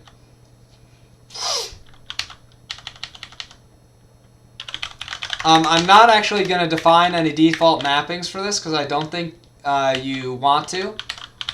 But we should be able to do something like nmap plug cyclist next, oh sorry, we can do something like leader cn, nmap leader cn. I don't have anything for it. So we can do that. And then we could do RCP is cyclist pref, right? So then we can do leader cn, leader cn, leader cn, leader cn, leader cn. Wait, why does it not do anything? Oh, did I add this like a bunch of times? Oh, I think I've added this guy several times. So now there exists more than one. Let's try this again. Leader CN, leader CN, leader CP, leader CP. Yup. All right, we're all good. We're all good. I am not going to use this crazy list chars, but I will actually use this from some of the ones that I've already got. So these guys are all examples. So you guys see what basically, like, we just pretty much wrote a plugin. It's not doing anything crazy, right? What is the whole point of it? Hey, let's have a couple different list chars options. Let's reuse the built-in and awesome features of Vim, but just make it slightly easier to configure and set things up, right? So it's basically like saying, hey, I just want this, but not with crummy strings smushed together, but instead with a really nice setup where I can use like a dictionary and use the defaults if I want to. So let's, we actually don't need this anymore. We don't need this. We don't need this function anymore here, and we don't need this. I'm actually just going to change mine to just always be this. I don't need this anymore. I'm just going to always cycle next when I'm doing this. And now we've got a couple different options that we can do. So instead of having crazy list chars, we're just going to take this guy here. Oh, do you guys know how you can make optional parameters in Vim? In a Vim plugin for a function? Because I think actually what we want to do is be able to just put in this dictionary.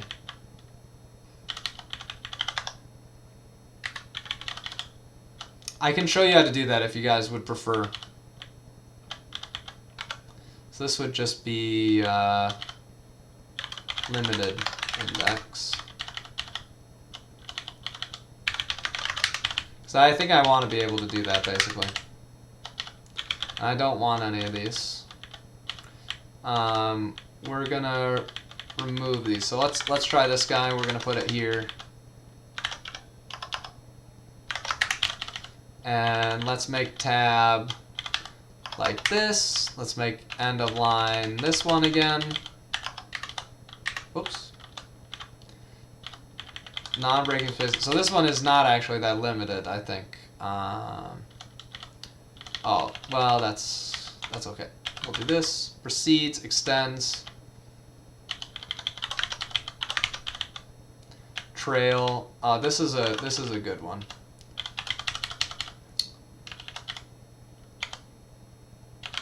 Okay, and we're not doing that for space. We're just gonna leave it.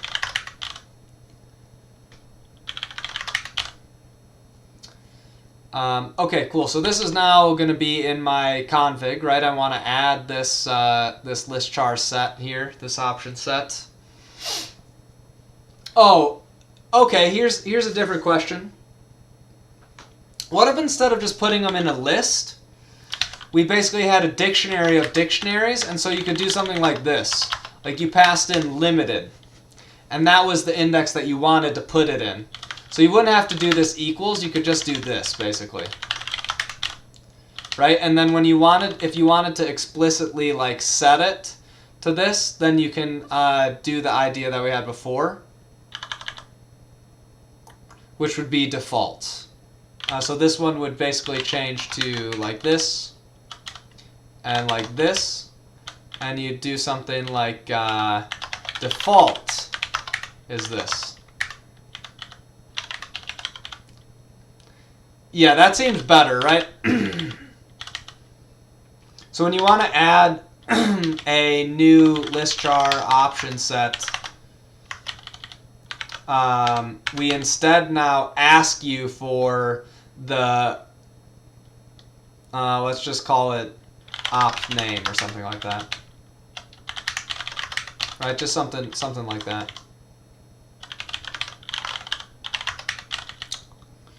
Okay, let's do this instead, Katie. I think this is better. Because now what you can do is you can just do let s listchar opts a ops name equals to add. You don't even need to return anything at all.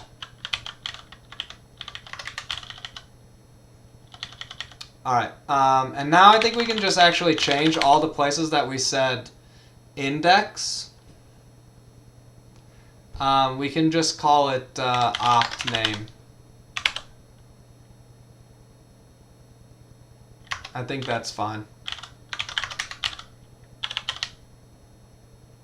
So the first one is just default, like this.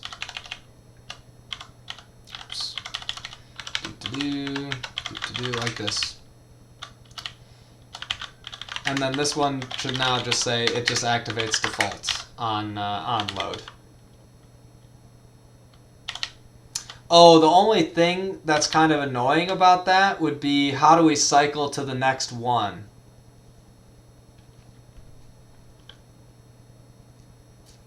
Help keys maybe? Does keys return like something? The list is in arbitrary order. Oh, KD, we're in trouble now. All right, we can do this though. It's not exactly the nicest thing ever, but this'll work. This'll work. So watch this. All right, here you go. We got this, right? We've got this here. We're gonna do this function. We would have to store a mapping then. No. Here we go. We got this. Function cyclist. Oh, whoops. We're just gonna call cyclist add listchar option set. Whoops. I really need to figure out why that's doing that today for this this language server only. Maybe I need to update this language server. Default, and then this guy right here. Delete till that % over here. Delete this. Oops, and put this here. Oh, but that's not the default. What the heck would happen to my default? Oh, no, it is. Okay, yeah. I saw the, yeah, it is trying to insert the snippets, but I don't know why. I saw this token, and I was like, oh, no, we lost it. But no, this is the right one. So we're okay. We're okay here. Shoot. LSP...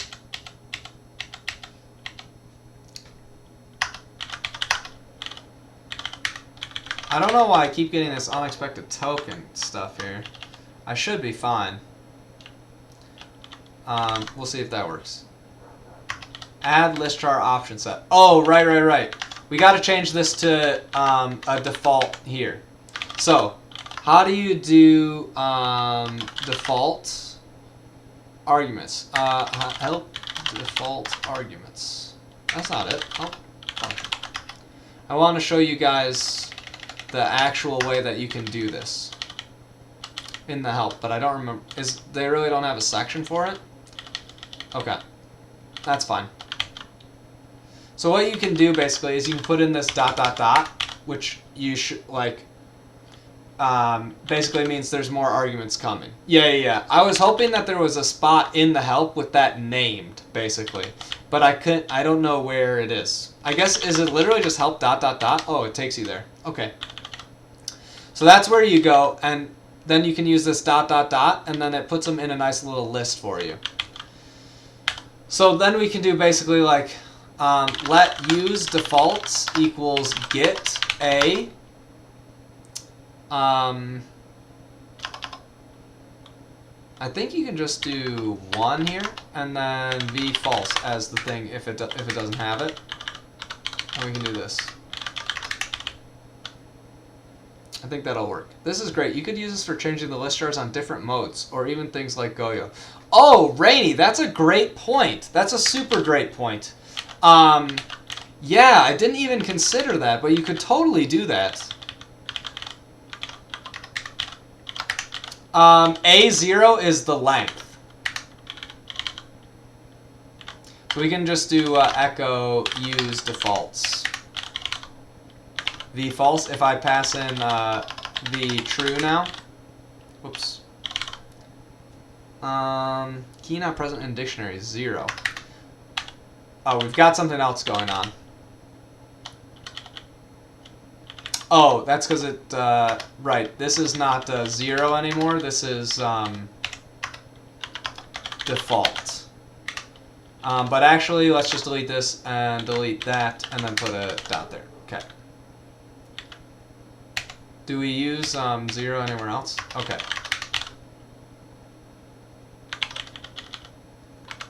False. Okay. Okay. We don't want to actually echo this. Okay. So now, yeah, Stupak, I think, yeah, this is a really good point. We should put this in the README as well. Basically, like, example uses. So one thing would be, like, you could do something like, you know, a group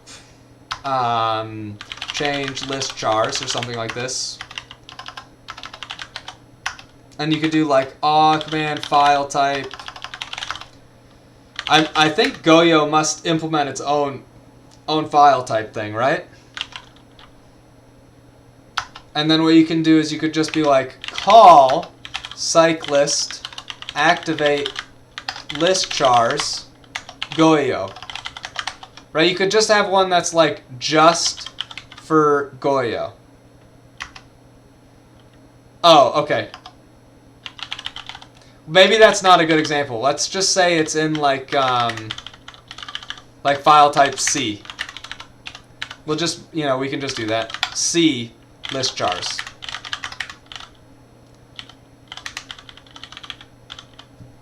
Something like that, right?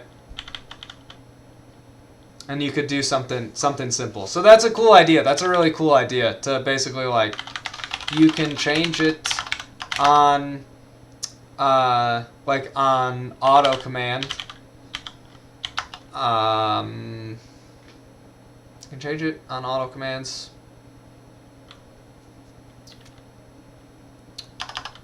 Using saved configurations or something like that. Right, something like that would be cool. Yeah, you can use like Goyo enter or something like that. That's fine. We don't need to actually do an example for that. This will work just fine the way that we're showing it here. Okay.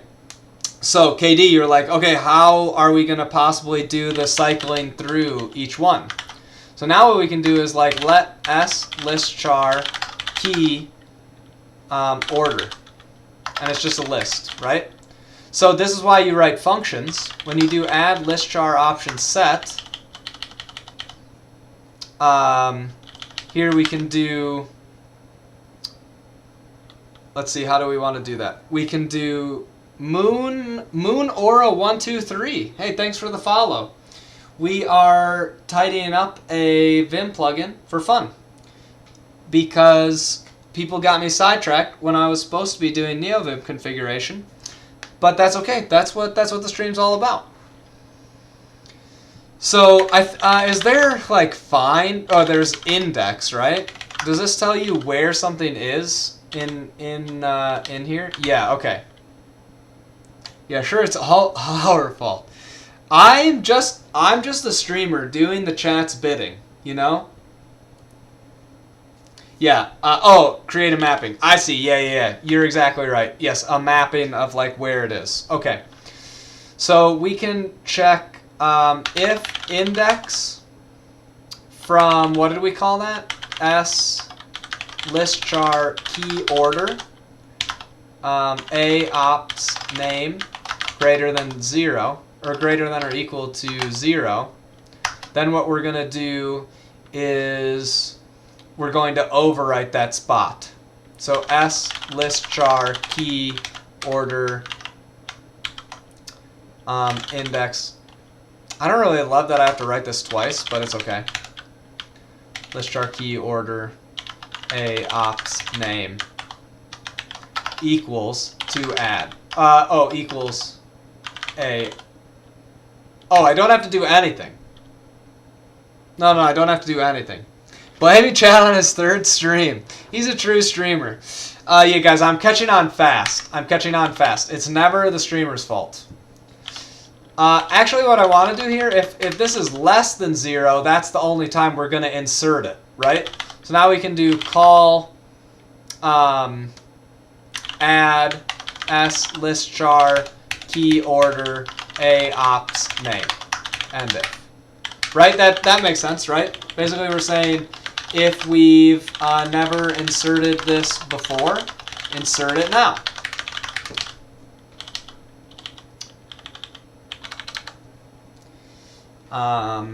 And then we'll drop it in here. So then we can current list char op should be default at the start. And then we set that to the option name.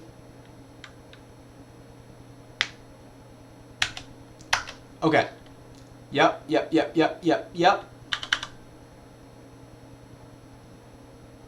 Okay, so now we can do this. Oh, this is getting a little trickier. So let's just call this list option index, something like this. Dictionary approach will also prevent duplicates, which is nicer. Yeah, that was actually another reason that I switched for it. I was like, wow, it's really annoying that when I source my vimrc twice, now I have 2 of these sitting in there. That's definitely like not what we're looking to do. Okay, so now one thing we can do, I think we can do assert, right? Help assert. Assert true. There we go. Call assert true. Index of s current or key list. What do we call it? Oh yeah. List char key order. List char key order. S current list char opt greater or equal to than 0, right? Basically, we want to say, hey, here, 0, must have list char key order, or must have index in list char key order, something like that. Right? Let's just make sure that we're not doing anything real crazy. And that we didn't forget anything. So now what we can do is we can do index of, okay, we're actually going to need this exact thing again. So I'm going to take this and I'm going to say let current option index equals this. Oh, like this.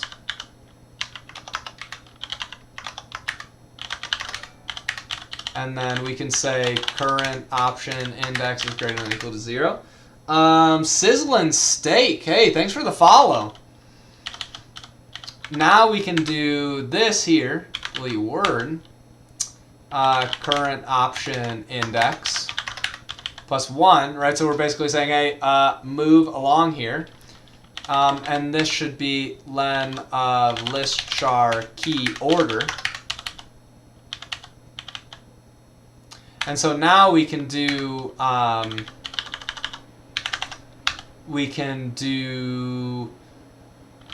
s list char key order option index.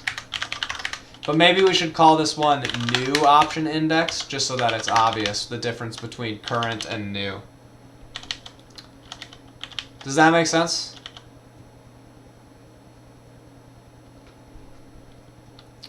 I'm pretty sure that makes sense. Makes sense. Okay. Now that this logic is complicated, it's kind of funny. We're going to have to do the thing that I said before. till move list jar, and then let's do change, and then this is going to be plus a change. So now next list jar is just going to be call s. What did we just call this? Cyclist move list jar. Cyclist move list jar 1 function. And then this one is going to be call s cyclist move list jar -1. Okay. So that just makes it so that I don't have to duplicate all this logic again.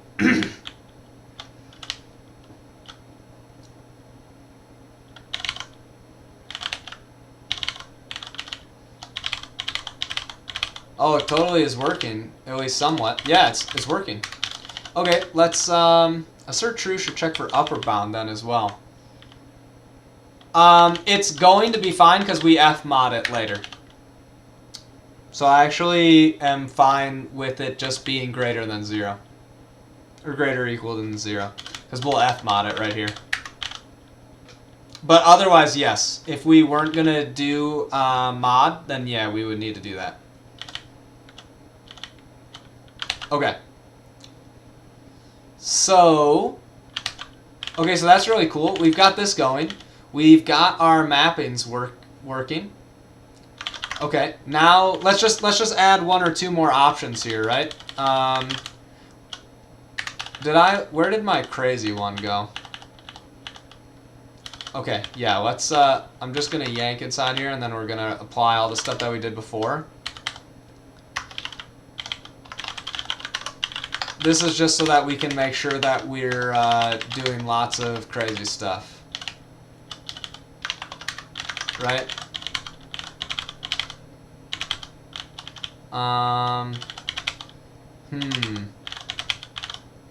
It doesn't look like it's working, right? Whoops, Control C. I think we got some wrong magic here.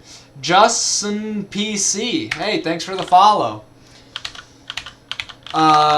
We are working on a Vim plugin to help you make cool stuff show up all over the place. Oh, maybe it is actually working. Oh, it is. Okay, all right, we're good. Yeah, you were right. I was literally just only looking at the spaces. Okay, cool. I think the plugin's totally working. I obviously don't want crazy, but that was just so we could see what it looks like. I think we'll just do one that's called busy instead of limited. And we'll add a few things in here. So like space will be this character. Not a snowman, unfortunately. I know that would be pretty cool, but we are not going to do that. I like this guy here to be like this. Trail. Do I have a cooler trail option?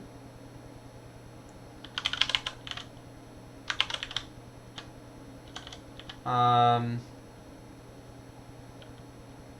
think it's pretty fine. I do think this is pretty funny, so I'll keep this here. I rarely have no wrap set, so it doesn't really matter that much. Okay, so now I can do this. Yep, okay, cool, that's fine, because I need to do this, and then need to do this. Whoops. Yep, we're cycling. We're cycling, guys. We're cycling. Okay. And then this is back to the default, which I really like. I think that's it. Are there any other features we need to add for this?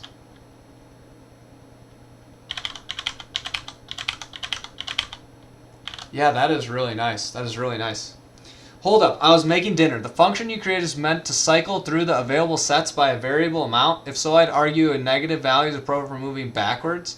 Because you're in the loopy world of module math, can't you do pseudocode if change less than 0, change equals len s list char key order minus abs? Isn't that basically exactly the same thing as doing mod, or no? Oh yeah, what's up, Lano P? I still got. Well, we just are finishing up this plugin, so I'll probably wrap up soon-ish, because it is midnight my time. But I want to make sure we finish this plugin all the way through, just so that we can feel like, yeah, we did it, and it was exciting. So I really hate registering though. I think we got it. I think it's working. And I am doing that with the mod. Okay.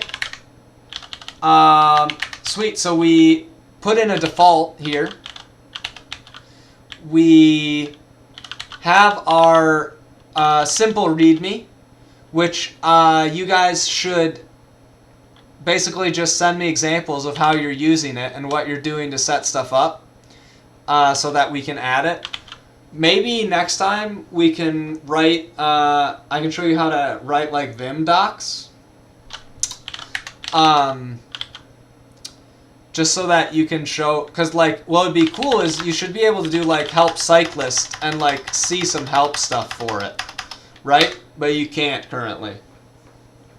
Ruffles hair. I think I got it. Oh no. I think we got it. I think it's working. No, I think. Oh, famous last words.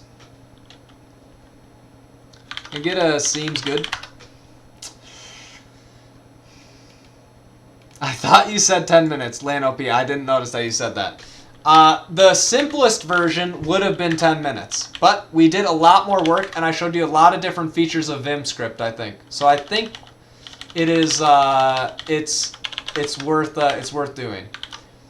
Example spaces, so you can check out your list jars. And we'll just hide this bad boy away. Oops, like this. We can just close this guy. Okay. Okay. Read below that. LOL. Yeah, you sound just like my wife.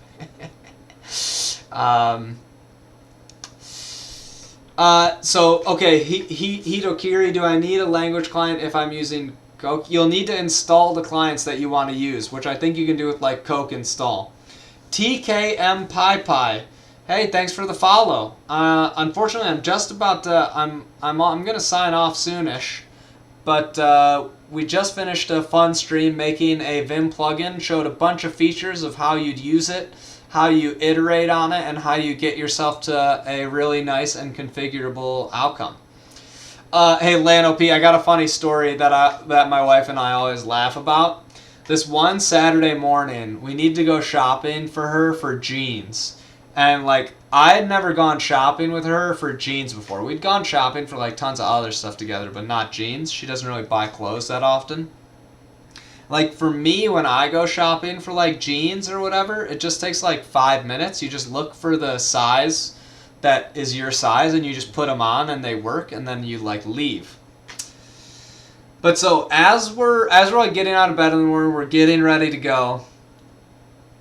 She says to me, "We got to go shopping today, but I don't want it to take all day." That was like the literal quote from her. I don't want it to take all day, which was funny because it was like, well, of the two of us, who is gonna be the one that makes it take all day? Like, you know, you're talking to the wrong guy. You need to be looking in the mirror. So, you know, we leave at like 9 a.m. We got all these other errands and shopping to do. I'm pretty sure we didn't get back till like 10 or 11 p.m. Like, I almost had a meltdown. I feel like I'm a pretty patient person, but like I just about had a meltdown in the store where I was like, you know, just buy some pants, anything. So, yeah. Yeah. It's actually the taking crazy pills meme is really good for that, because it's basically like, you know how he's basically complaining that all his moves look the same? That's how I felt about the jeans. It was basically like, all the jeans look the same, and am I taking crazy pills? Oh, if you don't buy anything from the trip, that is real tough. That is real tough. Fortunately, my wife is really good at basically like we make a decision and move on. Like we sort of like she's really good at doing that, and then so we pretty much always make the buy of some kind and move on, unless it's like really bad options. Yeah, people don't understand why kids start crying at the mall when they're with their mom. I understand now. You know, now I definitely understand. And is my wife watching? Probably not. I think she's in bed asleep. It's past her bedtime at the moment. But she loves that story. She thinks it's hilarious. Every time we go shopping now, well, not every time, but so many times before we leave, I'm just like, you know, I really don't want this to take all day. And we both just start cracking up. So, yeah, so that's where we're at. That's where we're at. Okay, since nobody said they want to see any new options here, yeah, we're all set to go. I think the only other thing would be I think we should just do set list here. Just make sure list is set in case people don't do it themselves, because there's really no reason to activate the list jars if you're not going to set the list. Man, I remember the time we were in USA on holiday. She was in the shop for 2 hours. I sat there and read my Kindle, and at the end she was going to walk out without buying anything. I was like, no freaking way you are leaving this place without buying anything. I felt more sorry for the person serving her. Oh yeah, that is tough when that happens. Leave future features for V 2.0, ship it, and sleep. You've got a strong point there, okay? Let's close out of all of it. Let's open NVim again. Let's open up this just to make sure, and let's try my cycling through. Oh, we're good, baby. We're good. Okay, so just as a recap, if you weren't here, Autoload. This is where you put stuff with the name of the file prefix, and then pound, and then the function name that you want. Plugin gets sourced automatically at startup, right? So if we look at, oh, we can do bat. So you guys can get cool highlighting. Right, this is like, hey, we're going to define a few things, and we're going to set up our defaults. And that's it. Yep. All right, so we're going to add all this. We're going to commit this bad boy. Finished from stream. At, twitch.tv/teachdv. I'll self-promote in my self-promotion. Git config git push. Okay, so now you should be able to have this and install this right here. And you should be able to basically use exactly the stuff that we have here. We should probably add a few more docs later for how to configure. Like, now that we have a way to configure with a whole table, we should probably do that. We should show that, and we should show how to cycle through them, because that's pretty cool as well. But we can save that for another time. I might just do that quick off stream because it's not that exciting. It's just writing some docs.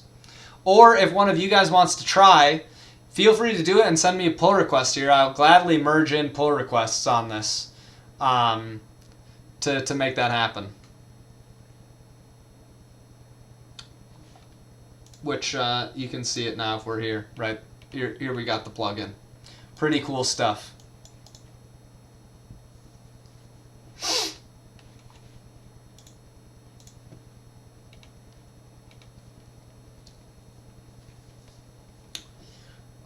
Okay, well, I am sorry we did not get crazy far in my config.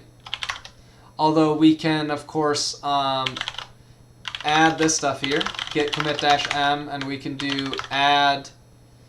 Oh, Rainy, you're definitely right. Make me an issue on there to add fancy GIF so that I remember to do it later. Add cyclist.vim. No GIF, no install. That's a good point.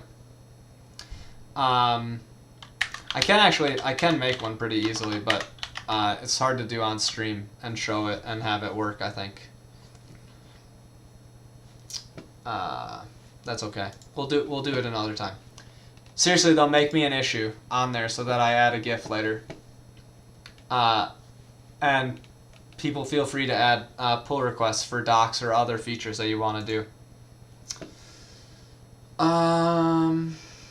Yeah. We can do a couple minutes of like ask me some questions about stuff. If you saw something in during the stream that you didn't understand or didn't know about, I'd be happy to talk about it.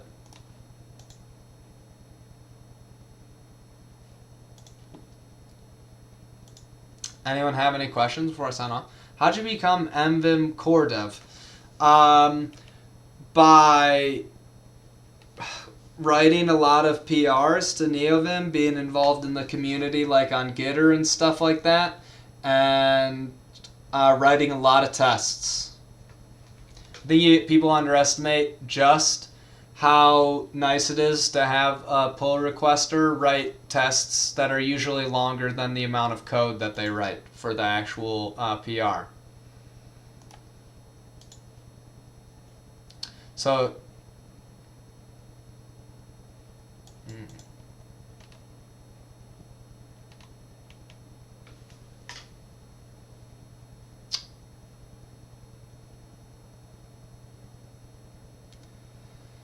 do I work from home? Yeah, I do work from home. I work remote full-time. I live in Michigan. The company that I work for is based in Grand Rapids. Or, sorry, not Grand Rapids. That's where I live. They're based out of San Francisco. When you stream in the future, do you want to / plan to go on tangents or stick to a predefined agenda? I will probably plan on a few things that I want to get done.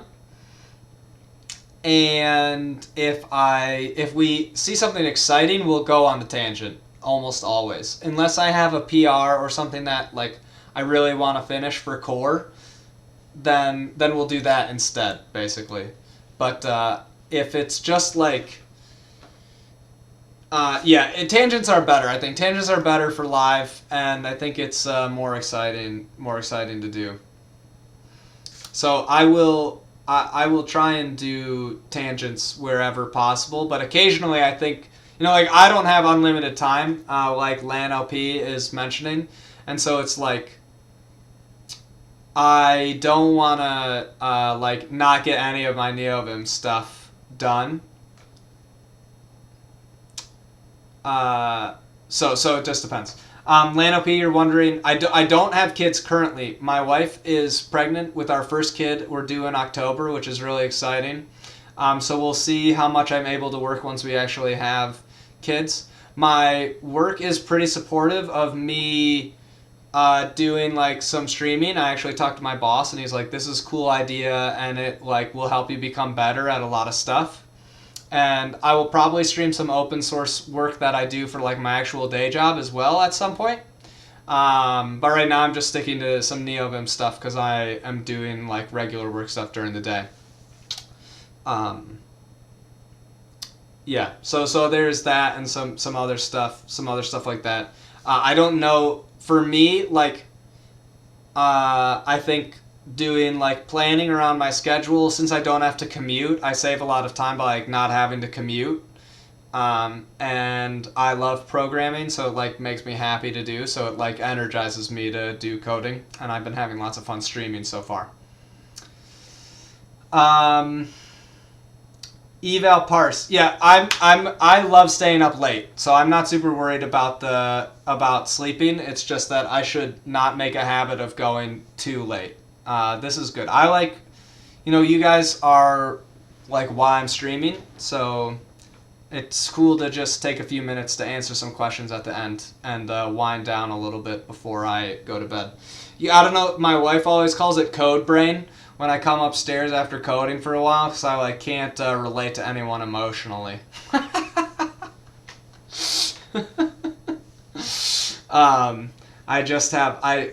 still have a bunch of code bouncing around in my head and thinking about what I was doing and what I'm gonna do next and things like that. So, yeah, I do become a bit of a bot, indeed. So it's yeah, and it definitely is like you're saying, Lanop, like I'm thinking about what I'm gonna do next. I'm bouncing around an idea of like, did I choose the right like architectural decision for this or things like that. So she just laughs at me. She knew what she was getting herself into, so it's all good. But so it's good for me to sit and chat for a little bit and unwind a bit before I go to sleep, because otherwise I'll just lay in bed and be thinking about code anyways. So, be one with the code, indeed. Yeah, there is definitely something about like loading all the code in your head and being able to like picture as much of it as you can. You'll be doing you'll have more fun and be able to do like exciting stuff. Eval Parse, I have a blessed life. Yes, I feel that every day, and I'm very thankful for what I've been blessed with in this life.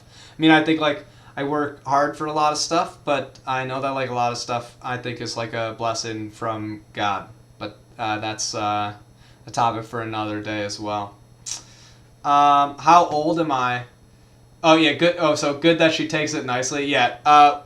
We're high school sweethearts. So basically, we've known each other for a long time since we were kids. So we're good friends. She's my best friend for sure. How old am I? I'm 25. No, 26. Sorry, I forgot what year it is. 26. Yeah, Rainey, I just saw your issue. I like it a lot. Thanks for making an issue to remind me, and a funny issue to remind me to do it as well. I appreciate it.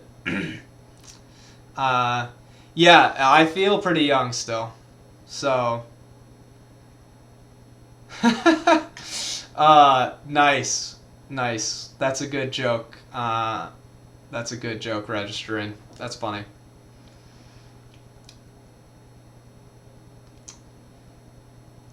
Yeah, it's all different paths to the same end goal of like I don't know what day it is, I don't know the month, any of that stuff. That's I don't put that stuff in my brain, I guess. Percy Jackson, how did you get started with Neovim? A buddy of mine introduced it to me during my first internship during college. He was experimenting with Vim. We stumbled upon Neovim. I think it was like basically when it started happening, and that, yeah, I just was interested in it. I thought it was cool. I thought they were doing cool stuff, and it like fit in a lot with my idea of like the things that I like about code, and how like if you can code and solve little problems for you, it makes you happier. So that's basically how I got started. My first PR into Neovim Core was like 4 years ago, or 4.5 years ago, something like that. So I've been involved in the community generally for quite a while. I also was one of the first people to start pushing for language server support in Neovim. So that was one of my sort of like claims to fame in the core community. Working from home just becomes one long freaking day. Yeah, if you're not really careful about separating basically your spaces and what you're doing and all that other kind of stuff, it definitely can become one long freaking day. You have to be pretty disciplined, I think, in like setting it up. And if your work is not good about basically like letting that happen and letting you find the way that like makes it happen, it's really hard. My work is super supportive of me finding like the way that works best for me and like exploring new stuff, which is like part of the reason that I'm able to stream, for sure. And yeah, I think the LSP support is killer feature for Neovim, and I think as we make it better and better, it really excites me to be a part of the team and to be working on it and to make it the most. My dream is for it to be the most configurable language server client anywhere. So like, you should be able to do anything you want to do in language server. You shouldn't be limited by like what VS Code or like whatever thinks you should be able to do by it. So I'm hoping to make that happen, and make it feel just like any other Vim feature. Like, so we just basically did a ton of stuff on like only about list chars tonight, right? Like I want you guys to think about what we just did, right? Like we started with a simple list chars plugin, right? And all list chars is a list of strings that tells you like what you want things to do. But we added a little layer on top of it, and now you can do so many more things easily. That's what I want for LSP for like people to be able to do. Like, okay, we provide a bunch of really great defaults that make it super easy to use, like for a basic user. But if you want to put everything like into FZF, okay, you should be able to put everything into FZF. And you should be able to sort it by there to jump to the definition and not use quick fix list. That should be like easy to do. And so we're working on making that happen. Neovim versus Spacemacs, my take. I like Neovim because I work on it, and I've never used Spacemacs, so I don't think I'm the right person to ask for an opinion on that. But obviously I love Neovim, and I spend a lot of my time on it just for fun. Yeah, Coke is impossible. I've heard that from some people. Other people think it's really easy. I think, you know, it just depends on your history and your experience. I think Coke is doing really cool work, and they're carving out their own space. That's like sort of different than built-in LSP, and that's totally fine. I like that there's people doing different stuff for different people with different goals. That's one of my favorite things about the Vim community. Is like it's extensible enough to make it work great for anybody doing whatever they want.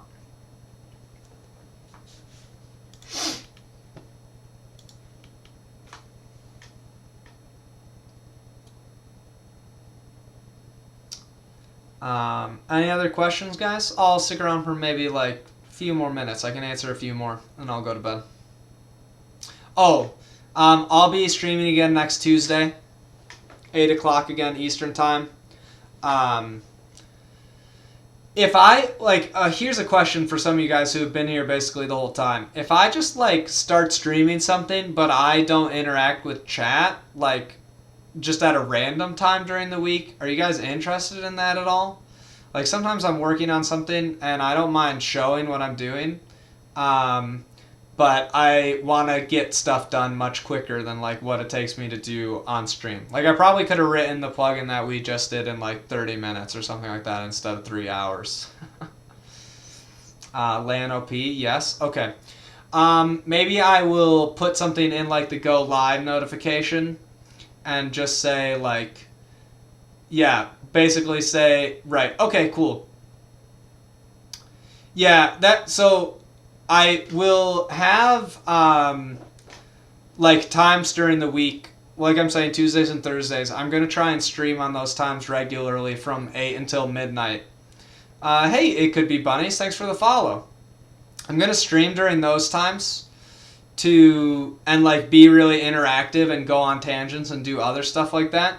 But I'm also like totally down to just stream other random times, like if I'm working on Neovim or like other open source code that I can stream.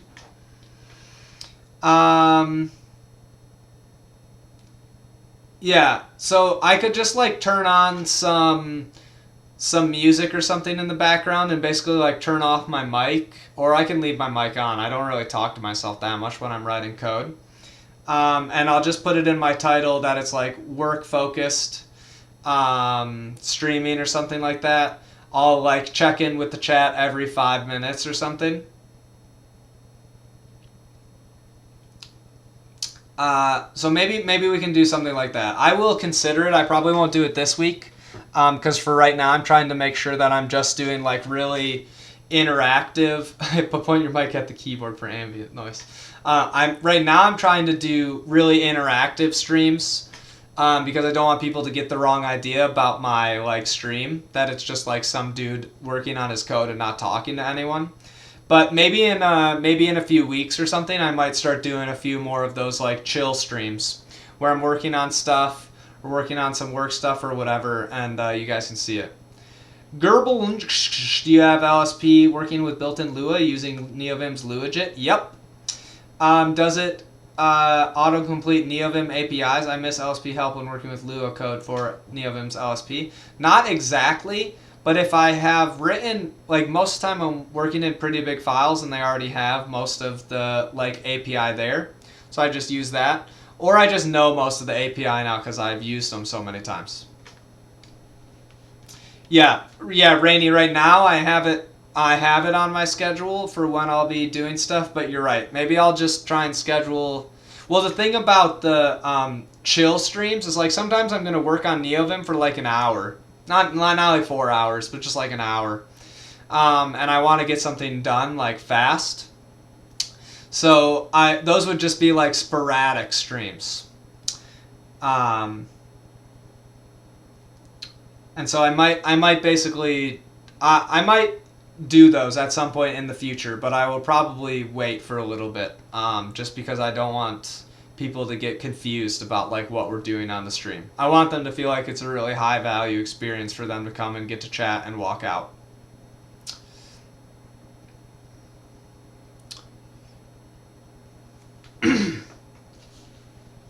I don't think I've ever talked this much in 1 week though. Holy cow.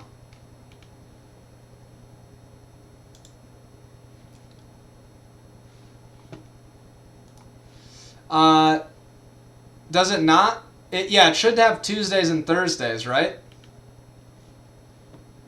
Oh, can you not see like what next week is? How can you see like future times? I have it in my schedule that it should be 8 till midnight Eastern time, Tuesday and Thursdays. But I can play around with that more to make sure that it actually works.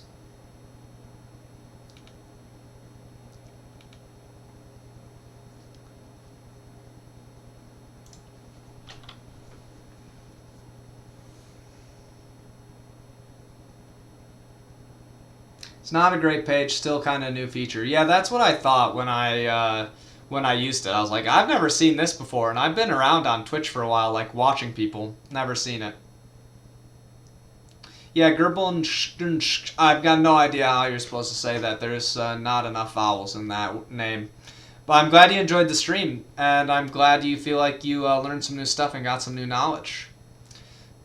We'll maybe do more config stuff next time. I don't know for sure because I don't know if people want to see that overseeing NVim. Oh, Gabriel Sanchez, maybe something like that. Gerbil snacks. Yeah, I don't know if people want to see config versus Neovim Core Dev. Maybe we'll split the stream next time and we'll time box both, and I'll try and just get through more of my config all at once. But I thought it was, and I think you guys had fun, like you said, making a plugin, which was like a good experience. And there will be probably a few more things that we can do like that, where if you like some aspect of my config, we can just make a plugin out of it really quick so you guys can use it and customize it. That's totally cool with me. Antonio Sintra. Hey, thanks for the follow. I'm just about to sign off tonight. We're just doing a little bit of sort of AMA style thing. Yeah. That's what we're doing right now. Just hanging out.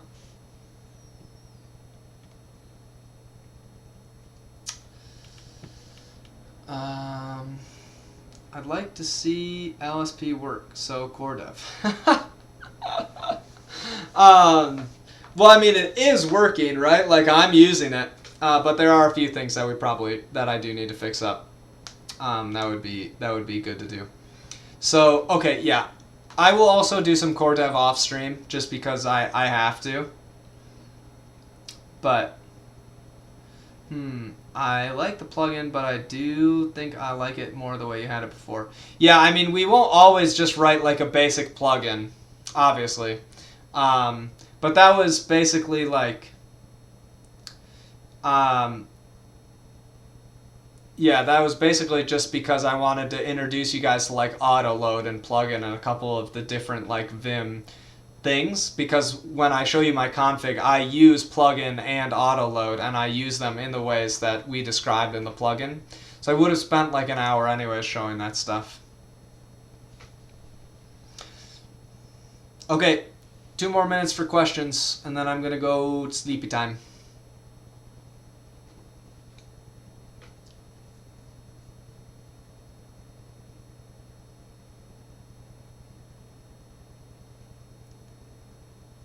Cool. I'm glad that you liked it.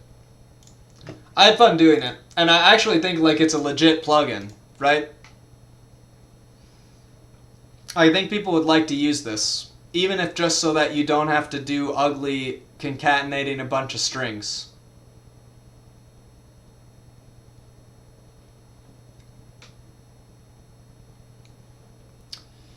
All right, cool. Well, I think I will be here next Tuesday. I think basically for sure, since I'm going to try and do that. I'm not sure that I'm going to stream between now and then, because I've got like other life stuff. You guys know that. If you like the stream, please follow. Please retweet the stream. Please tell your friends. You can send me donations by clicking the button, whatever you guys want to do. But also always just feel free to come hang out. I won't do like followers only chat or like sub only chat or any of that dumb stuff. You guys can come hang out here. You don't owe me anything. We're just all hanging out together, making open source out in the open. So that's basically where we're at, and I hope you guys had fun. But yeah, you can check out my GitHub, and I'll keep posting my schedule here. So that's pretty much it. Hey, thanks for sticking around, Michael, though. I hope you had fun. You probably already knew all this stuff. Michael's a pro Vim guy. He knows so much good stuff.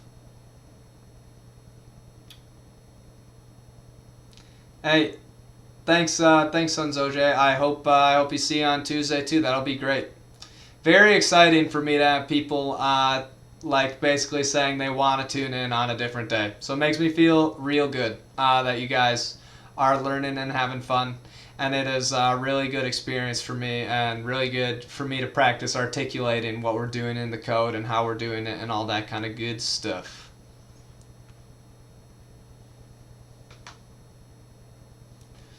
Oh, hey, if you guys have good ideas for names of the group of people who follow this, like, you know, like, I don't know, like followers, and you know, it's like Vim followers. That's a terrible one though, obviously, so it's like not that. If you think of something, make an issue like on my config page or something like that, or whisper me on Twitch or do something like that. Or if you have a good idea for like theme songs or something funny, just send me those, because I am interested in upping my production value a little bit for some of those other things. Tej and Vimmers. Yeah. I'll try and think of something as well. But yeah, if you guys think of something funny, let me know. Anyways, that is it for me. I hope you guys have a great night and a great week. I will see you guys on Tuesday.